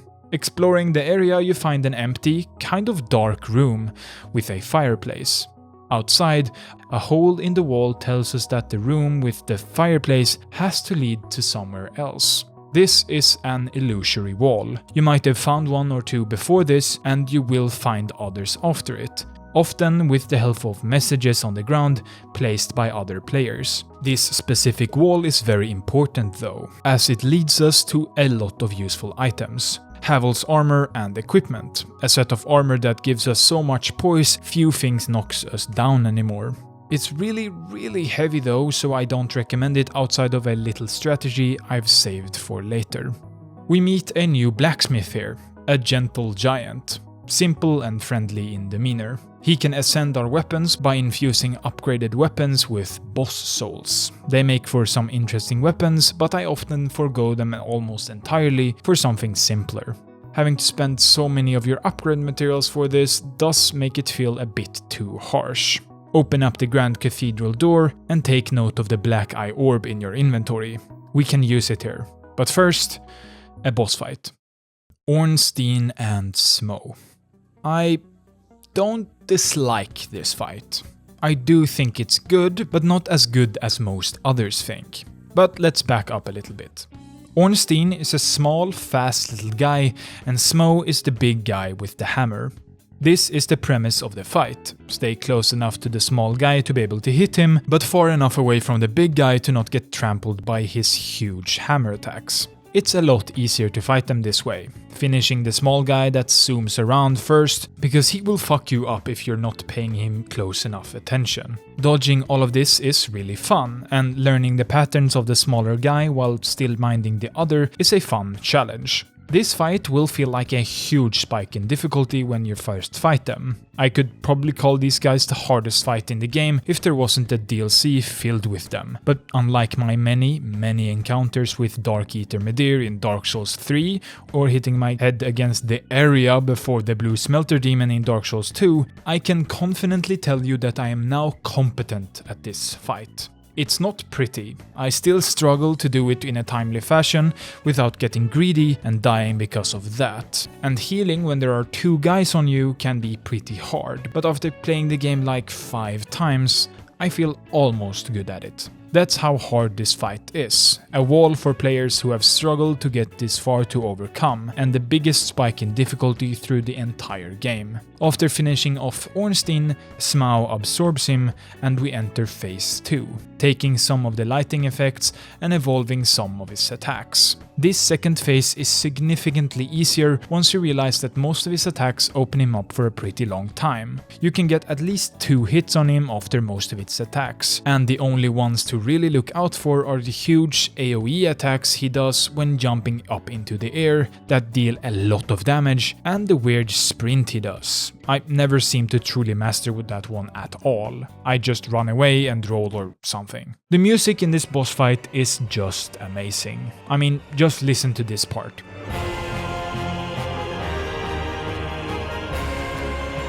Ornstein does have a tendency to glitch out quite a bit in this fight's first phase, getting stuck on the pillars with his gap-closing move, making it look like he finished his attack, even ending the animation, only to lunge at you quicker than you could conceivably react. This gets even worse when we discover he can also get stuck behind his bigger friend and materialize out of nowhere with the same attack. Other than that, and the fact that the boss is just a bit too hard for us at this point, I do enjoy this fight quite a bit. They are the last obstacle in our way to the Lord Vessel and the fitting end to the grand location of Anor Londo. I struggled a lot with this fight on my dexterity playthrough. I got pretty close a couple of times and I certainly could have beat it, so I summoned the trusty Solaire. This makes a boss like this, a 2-on-1, so much simpler. You can now focus all your attention on Ornstein while Solaire keeps the other in check, mostly by being pummeled to death. There are almost always a lot of summoning sides outside from the players that are willing to help you out, so don't feel obligated in any way to let the game shit on you with a super hard and frankly unfair 2-on-1, and instead take back the advantage and shit on them for once. This is a lot of fun. My seamless co-op playthrough of Elden Ring taught me that, and it makes me yearn for more seamless co-op experiences in other games. Mods have been made for all the Souls games to make this easier, but they just don't work as well. Some will say it takes away from the experience, and others will say it makes the game too easy. I say, let me destroy the experience and make it too easy. It let me and my friends play this game together. It made me play Elden Ring again. It's almost assuredly going to sell more copies. Will it harm PvP and invading other players online? Sure, but not to the point cheating or offline and private servers already do. Someone in the comments will dislike my view on summoning, and help from random players like this. These guys always seem to find a way to tell you that you're playing the game wrong. But to be frank, summoning from signs like the way I did in Dark Souls isn't a glitch. It's not an exploit. The developers very actively put this into the game. Solaire's summoning sign doesn't give you a chance to talk to him. He's a mindless NPC that just wants to kill, kill, kill, and summoning for a boss fight is part of more than one questline. If you dislike it, don't use it. But know that it's a big part of the game the developers wanted you to use. I try not to, but I did do it more than once in my playthroughs after hitting my head on something for literal hours. I summon. I played Elden Ring with the Mimic Tear and a Moon Veil on my first time through on release. I played Dark Souls 2 with a Rapier. Are they overpowered? Sure. Are they really fun to use? Fuck yeah. Rant over. Ornstein and Smough are defeated, and we're granted an audience with the giant woman Guinevere, the daughter of Gwyn from the opening and the Queen of Sunlight. This is one of a few places with music that isn't a boss fight. An angelic yet epic piece plays as the woman speaks to us. She gives us, the chosen undead, the Lord Vessel, allowing us to now teleport between bonfires. We must succeed Lord Gwyn and inherit the fire. We're destined to end the apocalypse and save the undead. A message left by a player on the ground reads, "Amazing chest ahead." And we're off to the races. Before we go back to Firelink, let's use the Black Eye Orb and invade the Killer of the Firekeeper. This fight is a bit awkward. Most fights against NPCs that use our movement and animations mostly are, but this one is made worse because Lothric, the guy who killed our dear Firekeeper, has a couple of friends. It's not a hard fight if you can use the stairs and lure one of them up at a time, but fighting all of them at once can be annoying. Killing him, we gain the legendary Fap Ring, the Ring of Favor and Protection, raising our health, stamina and equip load. It's a ring that most people should use most of the time. Back at Firelink, we speak to the weird puppet thing again. He takes us to the Firelink altar, the way to enter the domain of Lord Gwyn, where we place the newly acquired Lord Vessel. Our next goal is simple, but also rather broad. Fill the vessel with powerful souls, found in the newly opened areas around the map. The catacombs house the Grave Lord Nito. Lost Izalith is the domain of the Witch of Izalith. The four kings reside in the depths of New Londo, and in the crystal caves of the Duke Archives, the dragon's thief, the Scaleless.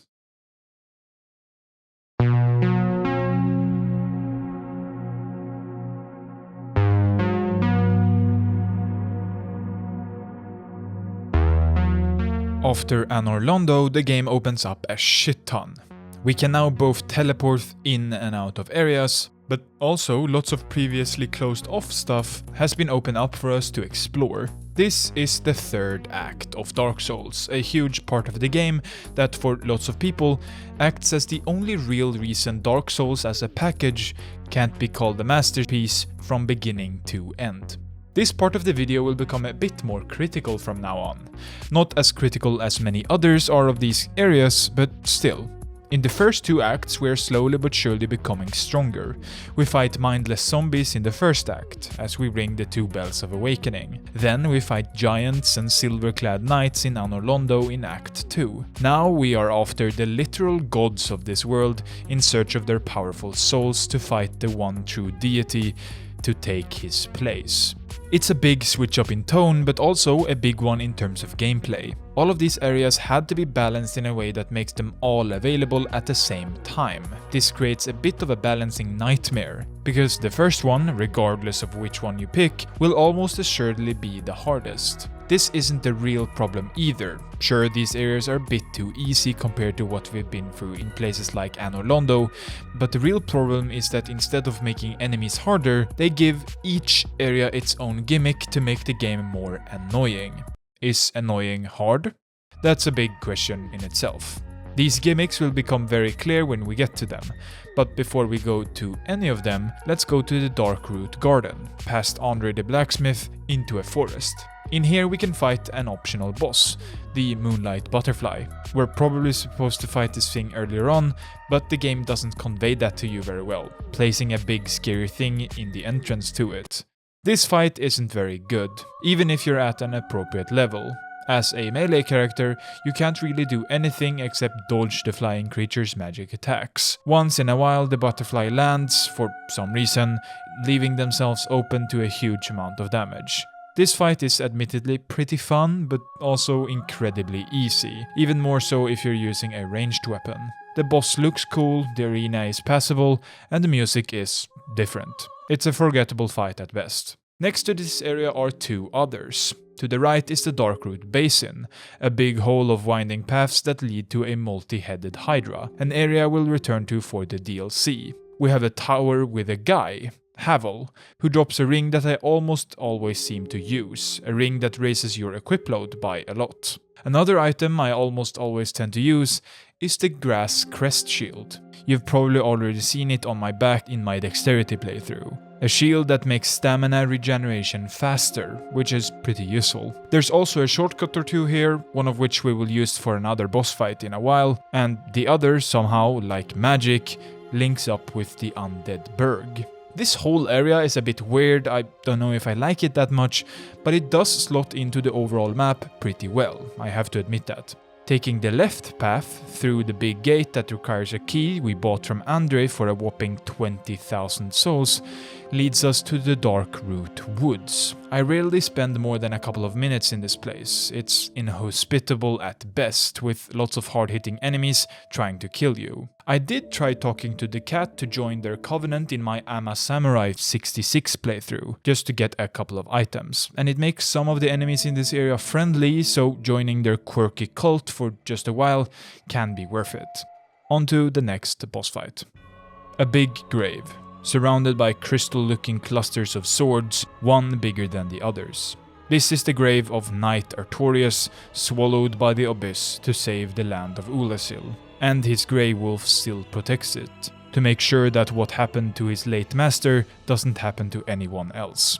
We'll expand on this in the DLC, the abyss is a big part of it. Sif is a great boss. A big wolf wielding his old friend's sword with an awesome moveset. Sif is a lot of fun to fight, and not too hard. Most of the attacks come down to a sweeping swipe with the sword or jump.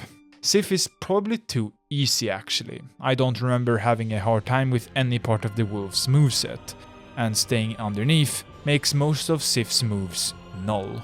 This might be my fault, I don't fight this guy at the appropriate level most of the time, and even when I do, their HP is not high enough. The music and backstory elevate this encounter to the next level. The music is exceptional, maybe the best single opening 30 seconds to a Dark Souls track ever.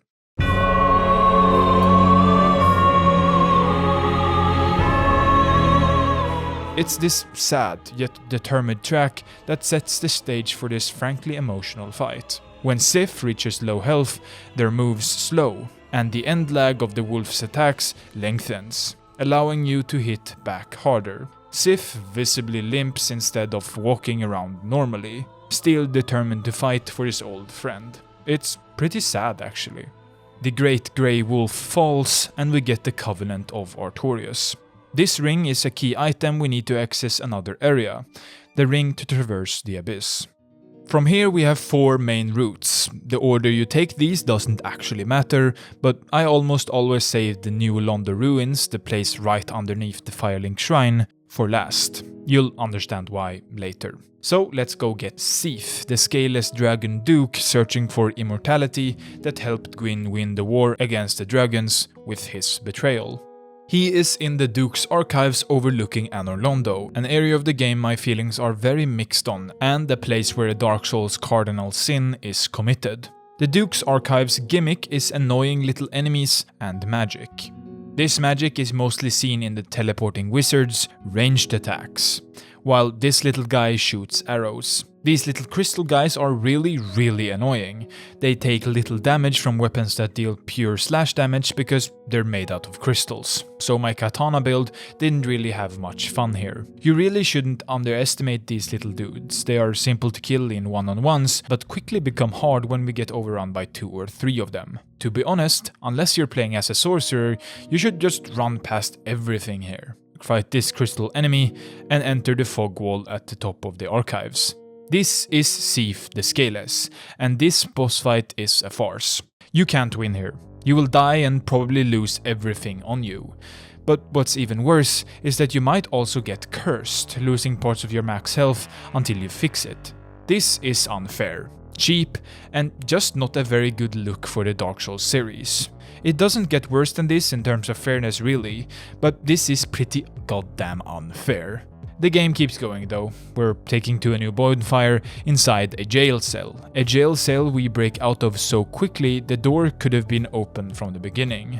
We're supposed to go against the game's own rules and hit something through a wall to get a key. In a lesser game, this isn't a big deal. In a lesser game, this isn't even a point to touch on actually.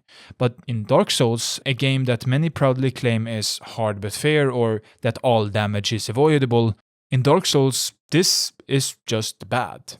Don't worry, there's an area later on where the game just isn't finished, but this area is just not Dark Souls anymore.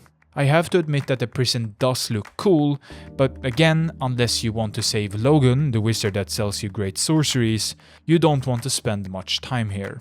At the very top, we make our way to another part of the archives. This place is a nightmare to traverse and, like I keep saying, you really shouldn't stay here for very long. It's just not a great place to be unless you're trying to collect very specific items. Make your way to this place and get access to a new bonfire. If you freed Logan earlier, this will be his new location. We get some of the most powerful spells in the game from this guy, including the Crystal Soul Spear, a crystal version of Soul Spear that does huge damage with a super short cast time. A must if you're playing as a sorcerer. If you buy all of his stuff, he'll go crazy. Like, literally, he'll get naked and fight you, giving you access to some of his gear, which also happens to be some of the best stuff for sorcerers. Out of the back of the archives is a big cavernous hole with crystals protruding out of it. This is the lair of Sif the Scaleless and one of the coolest looking places in the game. But this area is just filled with bullshit. It's all avoidable, but damn, this area is just unplayable if you're playing offline. There are multiple invisible platforms.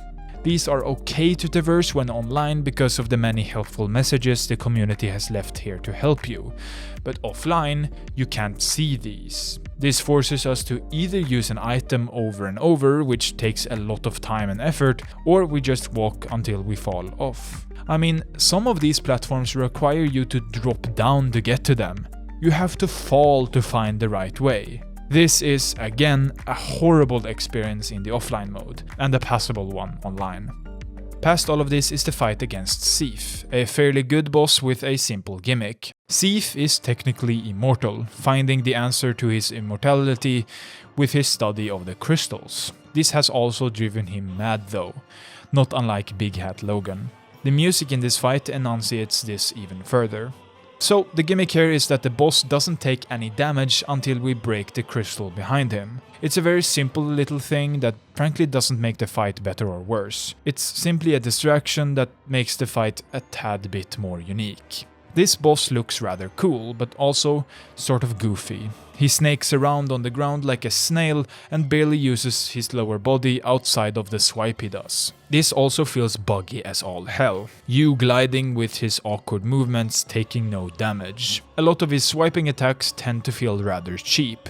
Big hitboxes with weird damage numbers, so maybe try and stay away from the very tip of them. Instead, this fight is more one against his large area of effect attacks, causing damage over time, but also curse, so try to not stick around for too long. This can be pretty hard, however, because Thief tends to force you into the walls of the arena, trapping you in his large AoEs. He has a big health bar, so conserving stamina and health throughout can become a big factor here. All in all, the fight is okay. A grand arena with a bunch of build-up that leads to a huge runback if you fail, but because he's pretty simple, you'll only have to face him 2 or 3 times at most, unless you're under-leveled. I like the boss, but he's not much better than good. Killing Thief, we gain our first Lord Soul, and his area, the Duke's Archives and the Crystal Caves are officially completed. At Firelink, we still have 2 ways to go. Technically 3, but we'll get to that one after the others. We could go to the New Londo ruins, but first, let's go down the graveyard, past the skeletons that absolutely destroyed us in the beginning, and into the catacombs. This area is filled with skellies, constantly respawning until you take down the necromancer guy. This makes clearing the catacombs your first time a bit hectic, but if you manage to run past the many skeletons, you'll have a very easy time instead. You could also kill these guys with a divine weapon that also prevents them from respawning. I recommend converting the club you can find in Anor Londo from occult to divine. That's a cheap way of getting some divine damage without much effort or stat investment. The club will also do lots of blunt damage, which skeletons are pretty weak towards. The catacombs are filled with traps. These come in the form of statuettes that extend their spikes and unstable ground, making you fall into an ambush. But not all is bad here. We find a friendly face, a bald and peculiar guy called Patches. He's a bit, well, weird, and undeniably a prankster. As we try to cross a bridge, he turns it over, but we live. An honest mistake, but maybe be extra careful around this goofball. This place can feel like a bit of a vertical maze to traverse, and even on my 5th playthrough I have to go around and into every single room in the catacombs to finally get to the wheel skeletons. The skeletons tied to wheels that do huge damage. Also, one of the clearest Berserk references in the entire game. Nice. At the bottom of the catacombs we find a big coffin. Our next boss fight. Pinwheel is odd. A masked magic dude with comparably foreign music. His gimmick is teleporting and faking you out with his magic. Oh, and he's dead. Yeah, Pinwheel is just not scaled correctly. By the time we get to this literal joke of a fight, Pinwheel's health bar will drain so fast that you probably won't even see more than one of his attacks. My dexterity build killed him in 5 swipes, just over 8 or so seconds into the fight. I was climbing out of the pit the fight takes place in before the music even started properly playing. This fight is therefore horrible. Not in the annoying and bad kind of way, but because when you fight this guy, he's less of a threat than a humble wheel skeleton. He gives us the option to kindle our bonfire, raising our Estus maximum to 15 or 20. Perfect for long, grueling areas or bosses. After the catacombs, we delve deeper underground, into the Tomb of Giants. Just like the Duke's Archives had its magic, this area takes away most of your sight. You could have a magic item or lantern when you get to this point of the game, but if you don't, you'll have to be very careful down here to not fall off. It's not too bad, most areas are big enough to at least jog around without fearing for your death. It's not Blighttown with Minecraft blindness, they saved that for Dark Souls 2. Skeleton Dogs lurks in the darkness, jumping at you out of the black void. Pretty scary actually, but by now I know where to look for them so they don't pose a threat at all anymore. There's a bonfire here and we Mario slide down a couple of coffins. Patches is down here too, but this time around there's no mistaking that he's just not a weird clumsy guy. He wants you dead. He lures you out on a perch and kicks us down in one of the game's pretty rare cutscenes. He's just another malicious force in the world of Dark Souls. Who could have guessed? If we forgive him after getting back up, he'll appear as a merchant later, but I rarely do. This entire area is quite contentious, people have varying opinions on it, to say the least. On a first run through, I love this place, the deepest of places, so dark we can't even see our own hands. It's quite small, but the views we get out of this place makes it feel downright massive. The thing that drags it down a bit is how much of it we need to just run right past to get to the next boss, and how annoying it all is. This area is not interesting enough to explore deeper than just to get to the next boss. The annoying enemies make it even easier to just skip, which is sad.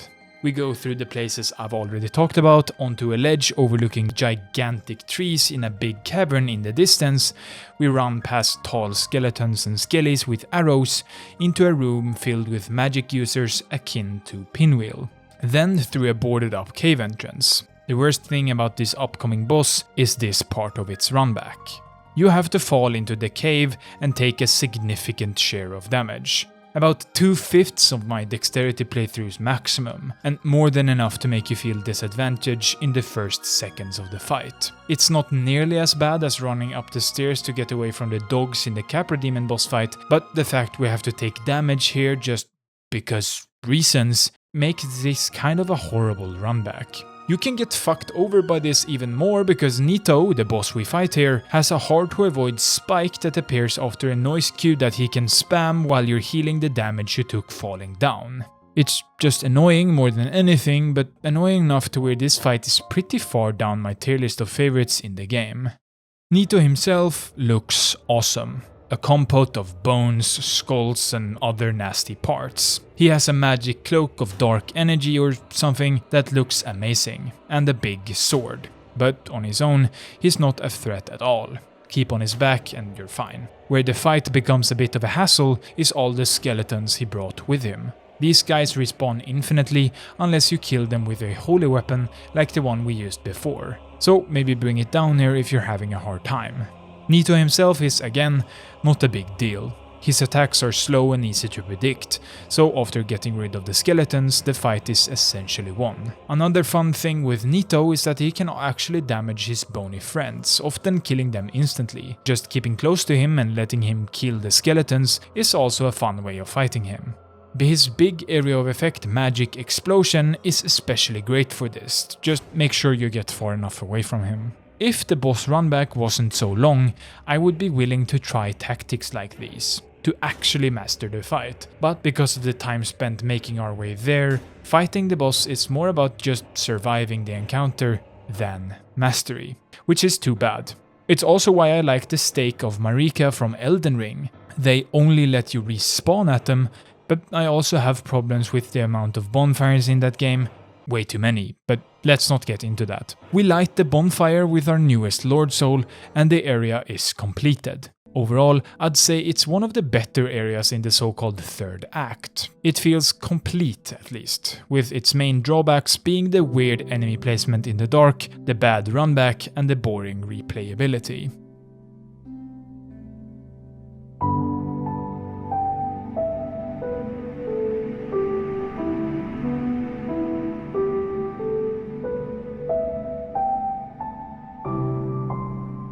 Back in Quaelag's domain, we descend further into the hellish lava in the Demon Ruins, a place that looks nothing like the others in the game.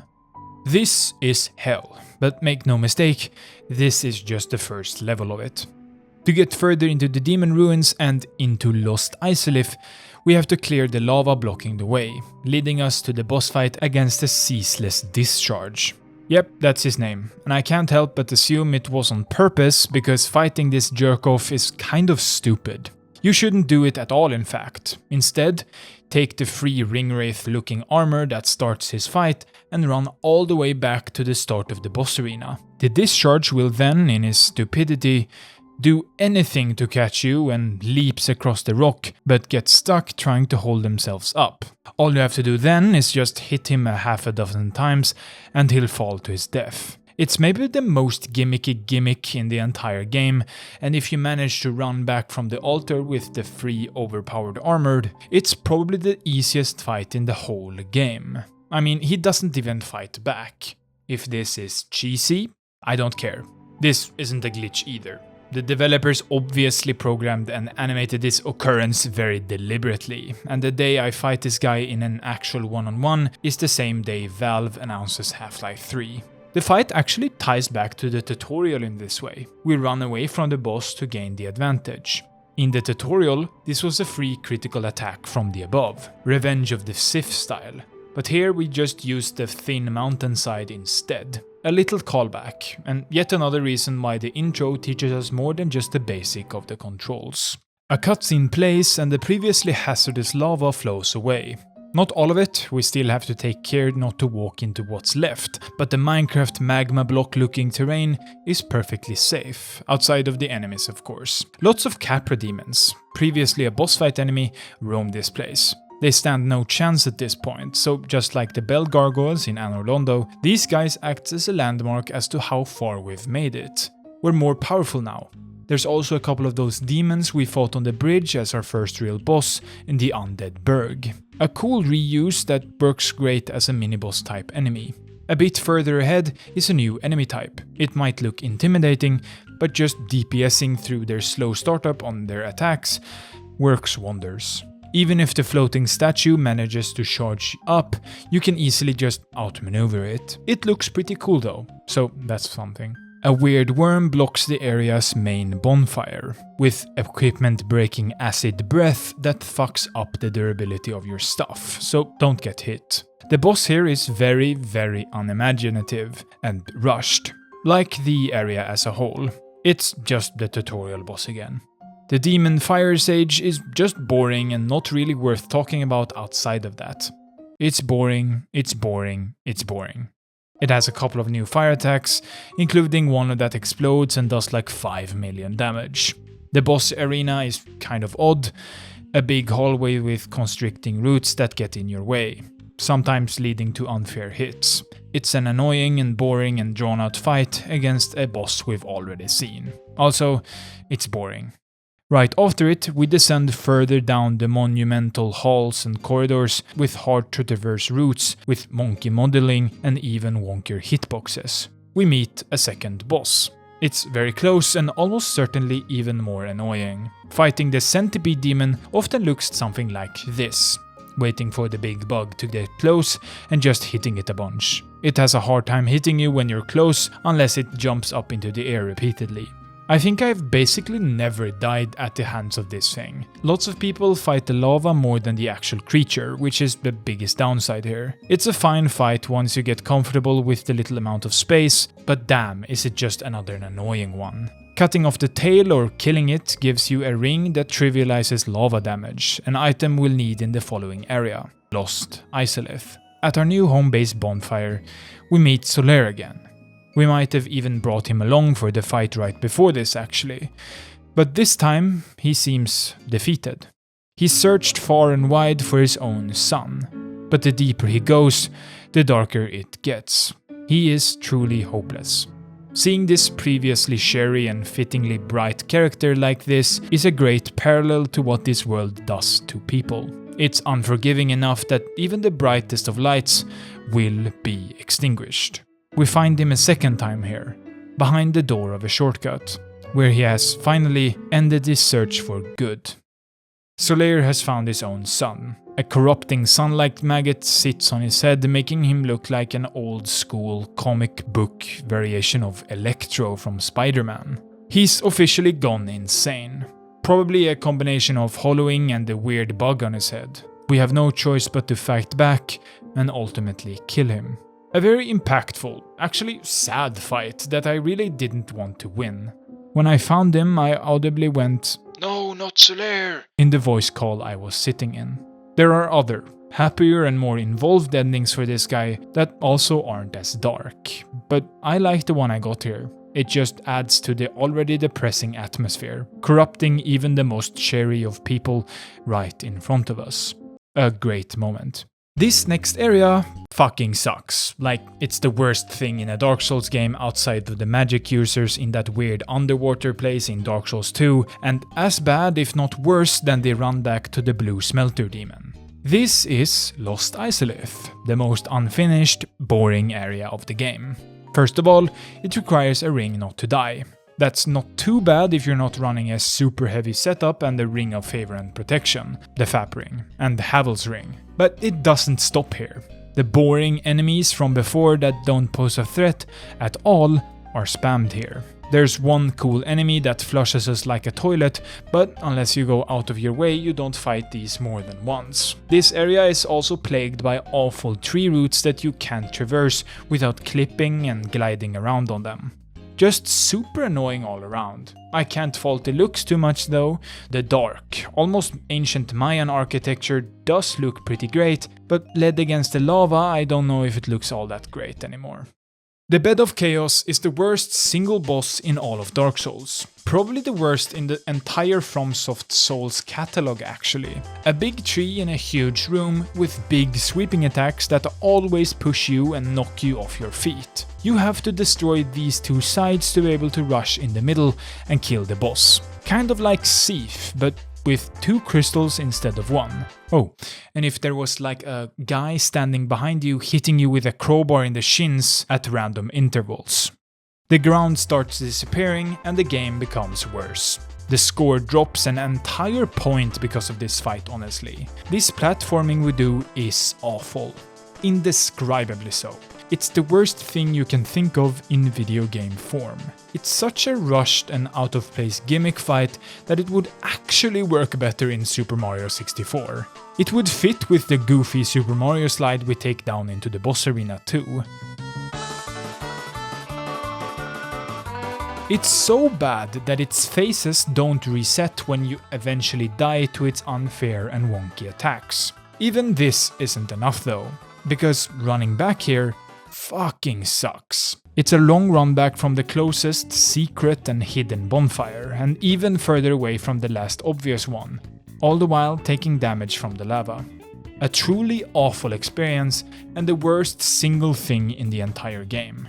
We get to the core and all we get is a single hit on a little thing on the ground. We get our 3rd Lord Soul, and we get the fuck out of this unfinished and, to the game's own standards, awful part of the game.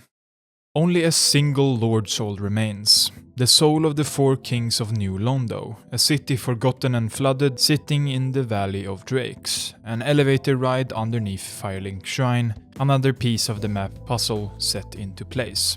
First and foremost, this place has an awesome atmosphere and looks great. The flooded city with unreliable looking walkways sets up the mood here very well.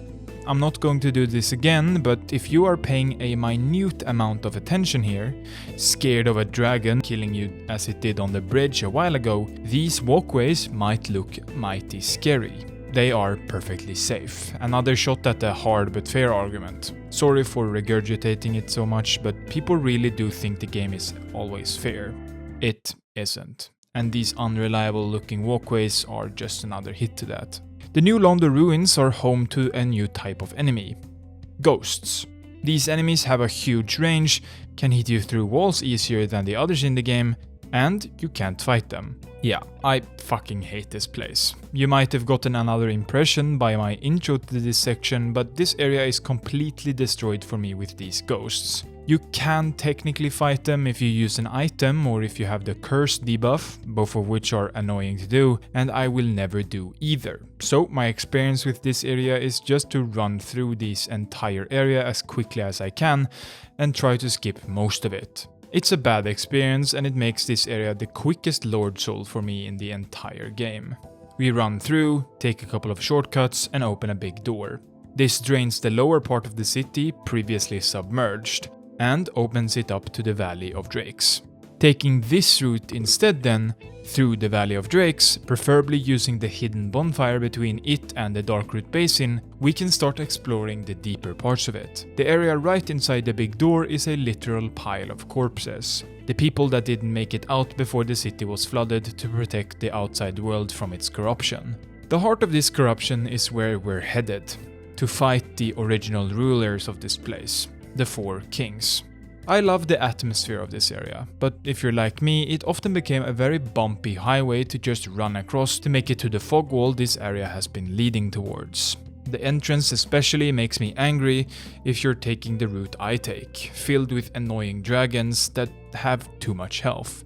But it's not all bad. The route has a couple of cool new enemies, a big blob I never fight, and dark wraiths, less big versions of Black Knights with a cool look.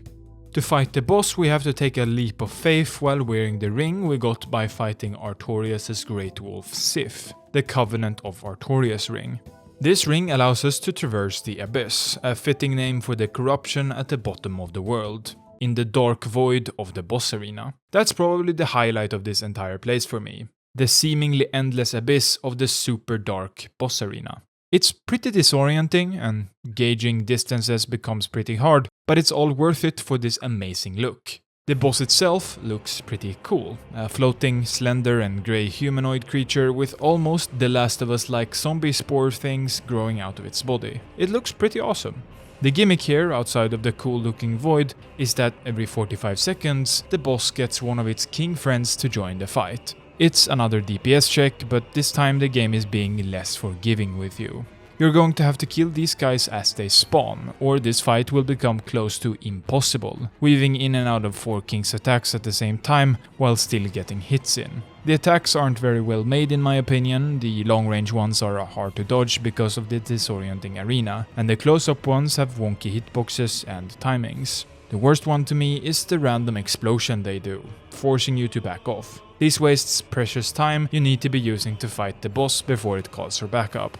At times I would swing my sword in front of the boss, not even close to hitting it because of the arena fucking with my depth perception. This fight is hard unless you have a great high DPS weapon, but more importantly a high poise armor set. I've touched on poise before, but here is where I almost always seem to use it. Equipping Havel's armor set found in Anor Londo, we now take a lot less damage and have super high poise, meaning our animations won't be interrupted and we won't be knocked down as easily. This works wonders for the 4 kings, allowing us to just focus on stamina and hitting the boss until we kill it. It's still a pretty hard fight, especially if the boss decides to spam the explosion or if it keeps running from you to use ranged attacks, but it makes for an easier fight in the long run. It's a long fight either way. The 4 kings have the highest health in the entire game, so again, leveling up your DPS will be a great help here. Finishing up the fight, we get the last Lord Soul we need to finish the game, and if we're weird and take a weird route, we can talk to the Sith version of Frampt the sock puppet for another ending. I won't be talking about that one for this video, it's going to be long enough without it, so do tell me about that down below. And while you're down there, maybe subscribe and like and comment. Before we go do the pretty big side quest that is the DLC, we should take a quick look at the optional areas of the game. Starting with the one you should probably do last, the optional fight against Dark Sun Gwyndolin. In the catacombs we can find a special ring. The Dark Moon Seance ring's description tells us that there's more to find in Anor Londo. So underneath the big staircase leading us to the cathedral, we find the new covenant. I won't be joining it though, instead I just want to kill the kid behind the fog wall guarding the ceremonial tomb to his father's grave. The fight against Dark Sun Gwyndolin looks awesome. The boss room being a seemingly endless corridor with an amazing ambience. Long streaky shadows from the golden sunlight from the windows lining the walls. This fight is purely about dodging. Dark Sun Gwyndolin only has ranged attacks, and when you get close to him, he primes himself to teleport away. So just get close, hit the boss a couple of times, and keep running at him. You can make use of the pillars on the side of the corridor unless he tries to hit you with his big attack. That one goes through, so make sure to be ready to move. It's a very simple and easy fight, but just the boss arena does make it worth a run through. It also gets you a couple of nice items and a level or 2 worth of souls. It's a pretty pleasant optional area. The first optional area you should probably go explore is the first area of the game, going back to the Undead asylum. To get there, you climb the ruins at Firelink Shrine, jumping off the elevator, onto the ruin and up a stair. But that doesn't get us very far. But if you for some reason decide to interact with the bird's nest at the very top for long enough, a cutscene plays. The bird from the intro takes us back to the Undead asylum, now filled with Black Knights and new placements for the Undead. Walking into the room where we fought the tutorial boss, we fall through the ground and take a huge amount of damage, perfect for the fight before us. This is the third time we have met this guy, and just like the second time, it feels a bit underwhelming. It has the same attacks as far as I know. The arena is a bit awkward, the drop down being the biggest letdown here. It feels unfair, because it is, to take so much damage just to get the chance to fight this guy. It has a lot of health, but its attacks are super simple and easy to avoid.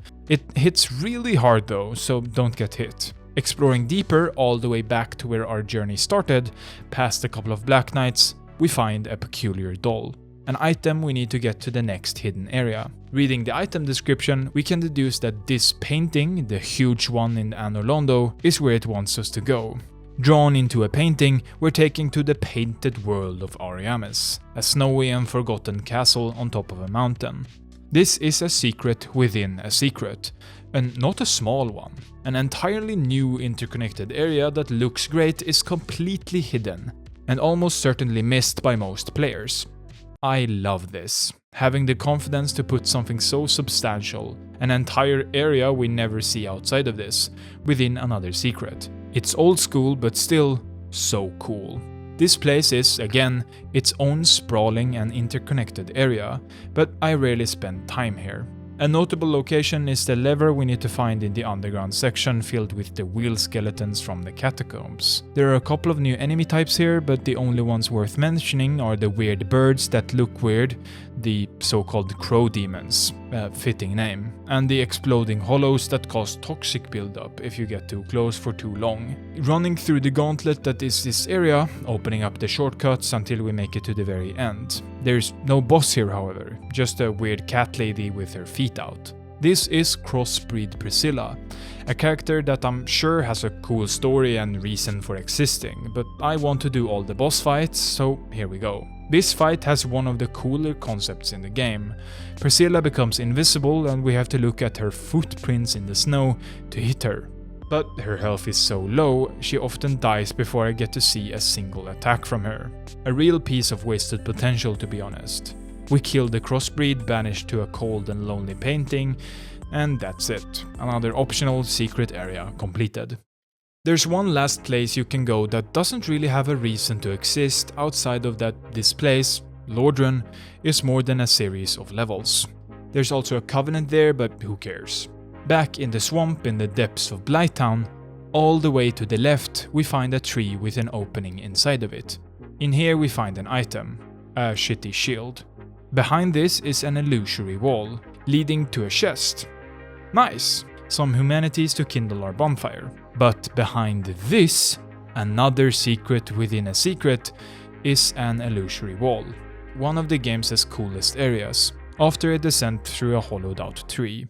At the very bottom, a seemingly impossibly huge cavern stretches out as far as our eyes can see. White sand beneath us, deep blue water flanking us. Huge trees scattered around reaching up to the fog above us. This place doesn't make any sense. We don't belong here at all. This place was not ours to find, hidden away behind a secret within a secret. A song plays here, one of the few areas of the game with its own backing track. Man, I fucking love Dark Souls. This right here is just so cool. At the end of the line, we find the Everlasting Dragon, a weird creature we can't interact with outside of joining a covenant. We don't feel very welcome here at all, so we leave.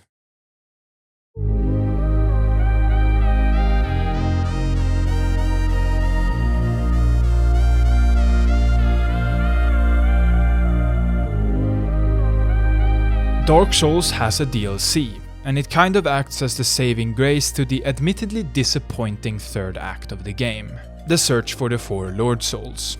I love the cover art here, a clear homage to this pose in the 28th volume of Berserk. I've already talked about some of the other references, but this is another obvious one. Cool. Accessing the Artorias of the Abyss DLC is super complicated though, so most people, actually everyone who didn't use a guide, probably skipped it. The short version of it is this: kill this random enemy in the Duke's archives, kill the big Hydra, reload the game a couple of times and talk to this girl inside of another enemy. This also has to be done in the right order, which I'm pretty sure I got wrong there. At the very end of the cavern where we fought the Hydra enemy, a portal appears. And when we go to inspect it, a cutscene plays. We're dragged 200 to 300 years into the past by a demon hand through the portal to a bonfire in the Sanctuary Garden. This leads us directly to a boss fight against the Sanctuary Guardian, a test to see if you're ready for the DLC ahead, a guardian to the DLC. The boss is a mythological hybrid, almost a chimera-like creature, a lion with wings, a spiky tail and goat-like horns and hind legs. Its attacks are all fun to avoid, except when it decides to extend its 2-piece combo into a longer 4-piece one. It always felt a bit cheap to me after expertly dodging the first 2 hits, only to be punished for wanting to punish the boss. Its long-range electric attacks are also a bit weird sometimes, especially the big AoE, but I can't fault the boss for dodging way too early or late. The Sanctuary Guardian does tend to look super goofy when it tries to fly away, like the reindeer pulling Santa's sled or something. The boss is, to me, solid and pretty good. It's kind of forgettable, but I'd rather have that over to, say, the Bed of Chaos or the third fight against the big booty demon. I like it, but do try to not be too overleveled here. It's hard to not do this boss right before completing the game, but the fight will be way too easy if your DPS is too high. The plot of the DLC is pretty simple. We're here in place of the legendary Artorias, the Abyss Walker, one of the Knights of Gwyn, to save this place from the corrupting abyss spreading. This next wooded area is filled to the brim with enemies, an open space with a shortcut. The corruption of the abyss we've been sent back in time to mend can be seen on the surface here, past a guy that looks super sus and acts like a Bloodborne character. This next boss is simply immaculate. The opening cutscene shows the armored knight with blue accents completely taken by the dark, wielding a great sword in his right arm, with his left arm noticeably broken, swinging as he moves. He looks so fucking cool. The music here feels almost sad, a fight against a fallen knight in an arena. Again, super cool. This fight is pretty fast, not impossibly so. You dodge his swings and hit back in the openings, but if you get too greedy or if you try to push your advantage too much, you'll get burned. His jump attacks can be devastating, basically killing you instantly, but if you dodge them, he's open for a pretty long time. He does a power-up move sometimes, speeding up his moves and giving him enhanced damage. We can stagger him out of this though, so it often acts like a free couple of hits instead of a super scary power-up. Some of his attacks aren't perfect though. I had a hard time dodging his delayed thrust sometimes, but with time I'd probably get better at this one too. Artorias is an all-timer, a certified S-tier FromSoft boss fight, and a great addition to the DLC. I love this fight, even if it would work better in a game that doesn't feel this inconsistent. The biggest thing that let me down here is the fact that I couldn't consistently jump attack. I know, that's not this boss's fault, but he's so fast that I felt like I had to do it in order to do consistently big damage on my strength playthroughs. He's also pretty goddamn hard. He moves faster than most other bosses in the game, making the fight feel like less of a wait for the opening simulator and more like an actual fight between two equally matched opponents. This is when Dark Souls works at its best to me, but again, it is somewhat let down by the lacking movement and controls that the first Dark Souls has. After the fight, a tombstone appears. We can offer the woman standing near it the soul of Artorias instead of using it for souls or a cool weapon, to let his soul rest. It's a cathartic end to the legendary knight who succumbed to the abyss he was sent to rid the world of. The following area is great. Ultimately very linear, still the enemies here are fun to fight and none of it is super annoying or anything. We run around the township of Ulesil, open up a couple of chests and find a couple of secrets. Again, a fine area that also does look pretty cool, slowly being overtaken by the abyss. Before this, we can fight the DLC's only optional boss, the dragon we see up close on a bridge. We need the help of a friendly giant to shoot the dragon down from the sky. This is an amazing cutscene by the way. If we don't do this and enter the boss arena, the dragon will continuously fly away and shoot you from overhead. With the dragon wounded, however, we can now fight it on our own terms, or at least kind of. It can still fly a bit, but not out of the entire arena for a long rest and restock. The Black Dragon Calamite is a fun fight, especially if you have a hard-hitting weapon. For my I'm a Samurai 66 Dex playthrough, I didn't. And this fight was a long and hard one. I called for some help and got it done in the end, but again, the fight was long and still kind of hard. For my I'm a Sorcerer 66 and I'm a Strong 66 builds, this fight was a lot more fun.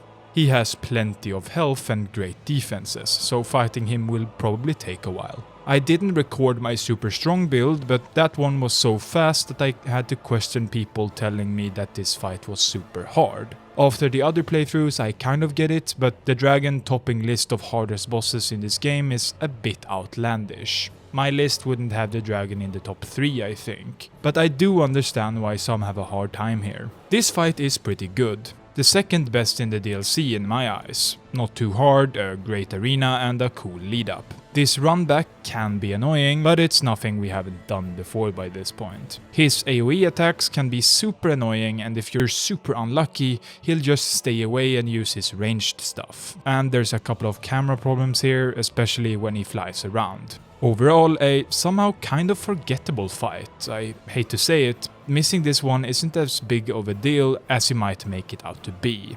Sure, he's one of the better bosses in the game, but do you ever see him topping any list? Ever? Great fight. Forgettable, but still great.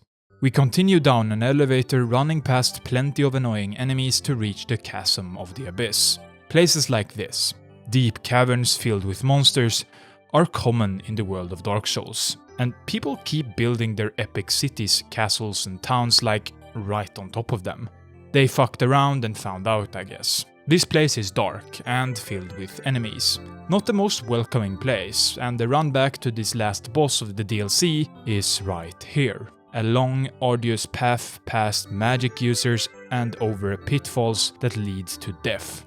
On this path we can find the single best spell in the entire game. A spell that turns your caster's wand into a double-barrel shotgun that shoots huge bullets. These projectiles don't do much on their own, but if you're close enough to hit most if not all of them, you'll do so much damage that you can basically 1, 2 or 3 shot most bosses in the early to mid game.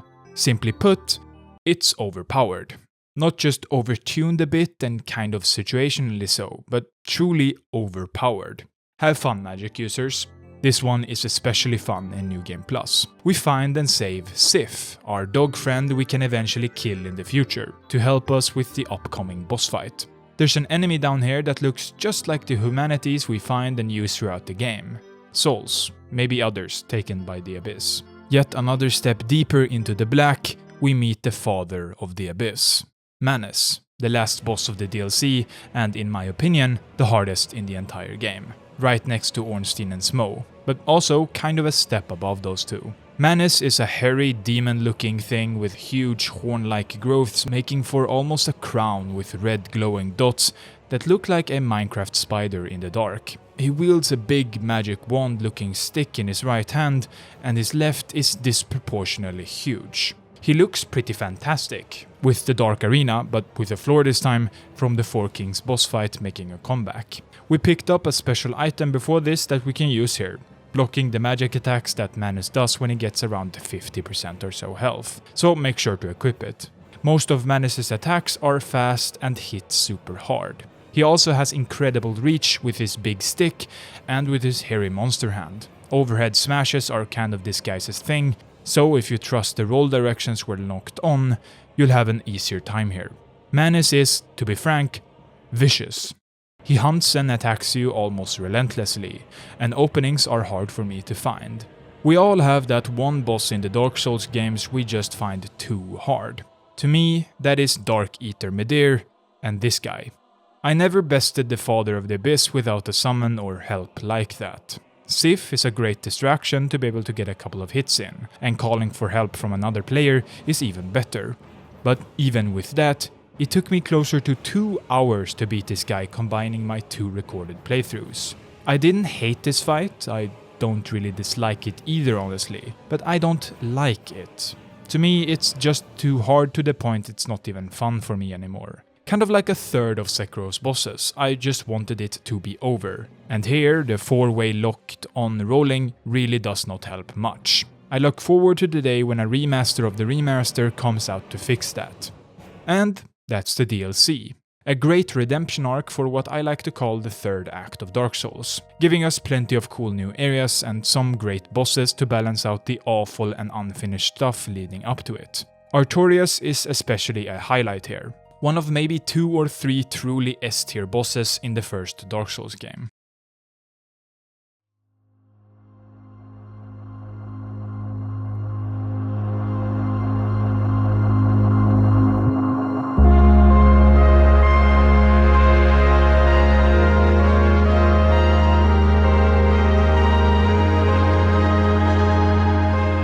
The game's last challenge stands in front of us. We have rung the bells of awakening, fetched the Lord Vessel, and killed the 4 keepers of the Lord Souls. We have traveled back in time to save a princess from evil, we have died and relived countless lives, and ended just as many, if not more. A single fight, the last one, stands in front of us. Gwyn, the Lord of Cinder in his new area, behind the now sated Lord Vessel, down the magic stairs into the kiln of the first flame.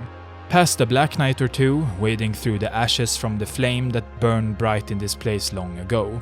Now, only a spark flickers in the middle. Gwyn. This fight, in this awesome looking arena, is pretty goddamn great. If you have mastered or even dabbled a bit with parrying, Gwyn becomes one of the easiest fights in the game. The only boss in the entire game you can parry, I think. If you fight him this way, you will look like the god he once was. He truly stands no chance. If you go another route and fight him without a parry, he becomes a whole lot harder. Another one-on-one dance like Artorias. He's fast and gives you very few openings, especially if you try to heal. He'll relentlessly hunt you. I'm far from a master at this fight. I got very close to doing a full parry run lots of times, but parrying is just not really something I focus a lot of my playtime on, so just getting 1 or 2 was enough. His attacks all have great range because of the flaming sword, and if you manage to avoid his grab, you'll get a pretty big opening. If you instead use sorceries, this fight can be almost entirely won with a single attack, making it basically trivial. After the DLC, we have the best magic in the game, Dark Bead, and Gwyn just dies. A piano plays in the background. Plin, plin, plon. There's an almost sorrowful air to the whole thing. At the end of the day, Gwyn is just a lost and confused old man, too afraid of the dark to let go of the sparks flickering in the bonfire he once lit. A choice sits in front of us. Do we fight to the bitter end to save this dying world for a little while longer? A harsh and rotten world with a few good beings scattered throughout, people like Solaire and the Onion Knights. Or do we finally end this cycle of death and let the world really restart? Let the world really die. It's a real choice.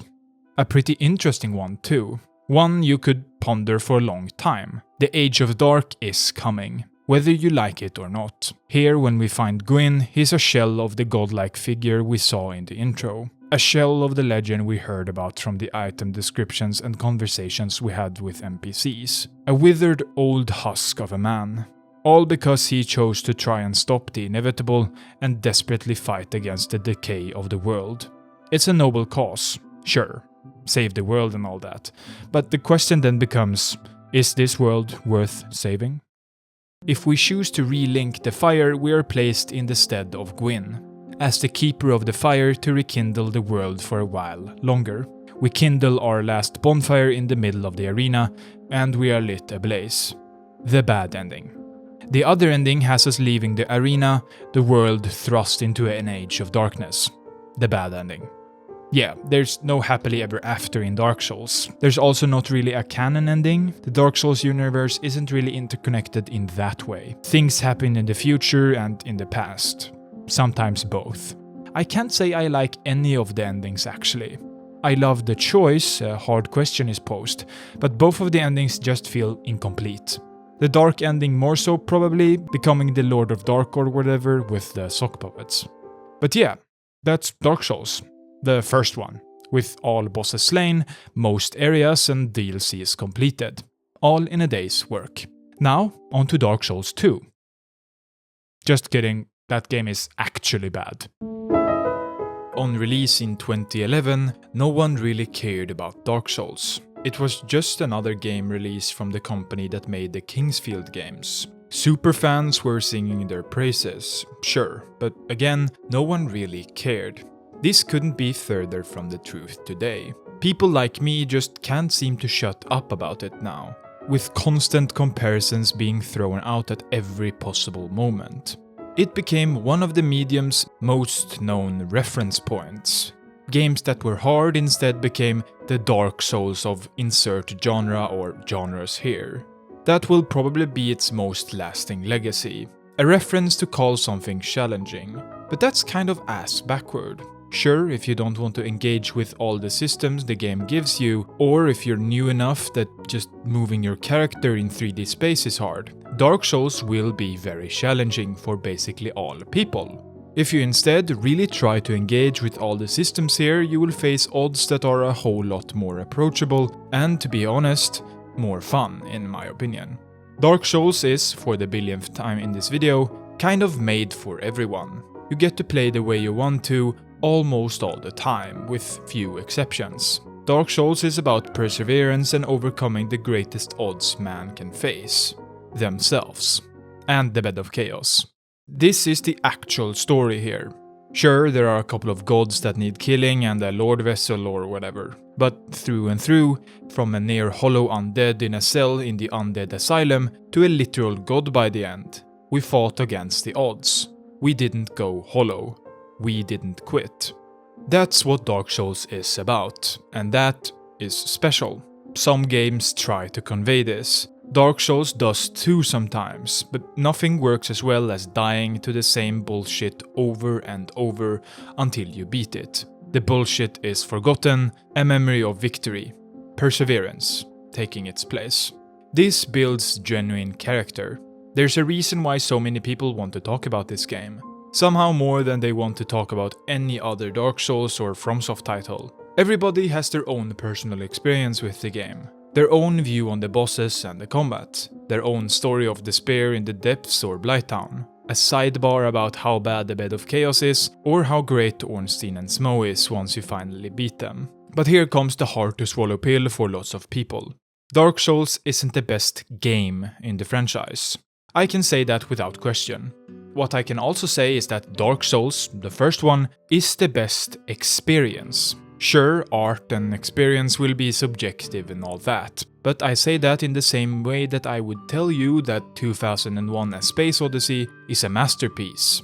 Obviously, but it's also super fucking boring. Dark Souls 3 is the Dark Knight with great action scenes and a great villain. Dark Souls 3 has a couple of those actually, like 30 plus villains with a pretty big health bar, but it also isn't as elegantly put together. This doesn't really work as well because 2001: A Space Odyssey doesn't have a shitty fucking tree boss that destroys an entire act of the movie worse than any other scene in any other Stanley Kubrick movie, and the camera work is actually great compared to Dark Souls' sometimes awful one, but you get what I'm saying.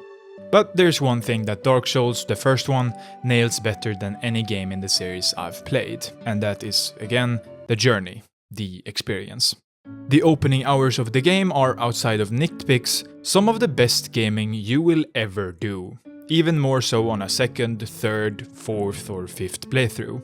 I had so much fun every single time making my way to the Bell Gargoyles, that in themselves act as the perfect end cap to the opening hours. After that, the game doesn't feel as perfect, but still amazing. The depths, Blighttown all the way to Anor Londo is another highlight. This is where things stop being S-tier though. It starts to spread itself too thin, across multiple open areas that all feel lesser than the previous, with Lost Isolith being the lowest of the low. It gets back up and becomes almost as great in the DLC and the last encounter of the game though, the third act of the third act. Something that consistently impressed me over and over is how Dark Souls finds a way to make you feel like you are at the very lowest point in the game over and over. Not only in terms of unbeatable odds, but also in, terms of height. We go down and down and down into the darkest and weirdest parts of Lordran. Into places that make little sense, but fit so well into each other the entire game feels huge and sprawling. That's one of the things I miss the most from the other games in the series. This world makes little to no sense, but the way it fits together is just amazing. The fact they haven't been able to capture this in later titles almost at all tells me this was somehow pure blind luck. No other game in the series comes close to the interconnectedness here. No other game I've ever played probably. Which is just kind of crazy. Dark Souls is truly special. It's a game that once you get into it, will leave a lasting mark on any person that goes through with it to the very end. It's a game that made me play nearly all others in the series just to get close to the excellence shown here. Sure, I started with Dark Souls 3, and so did most of us actually, but the original will almost certainly leave a bigger mark on you, and definitely left a bigger mark on the entire medium as a whole. That's just how special Dark Souls is. It can be called the quote, ultimate game of all time, unquote, as voted by the general public through the Golden Joystick Awards, over games like Ocarina of Time, Portal 2 and The Witcher 3. That's kind of crazy for a game with, at times, awful and clunky controls, and an unfinished and lost Isolith third act. Dark Souls is more than just a game. It's an experience that redefines the boundaries of interactive storytelling and player engagement. Its legacy continues to influence the industry, proving that sometimes the most extraordinary gems emerge from some of the deepest, darkest depths of the abyss.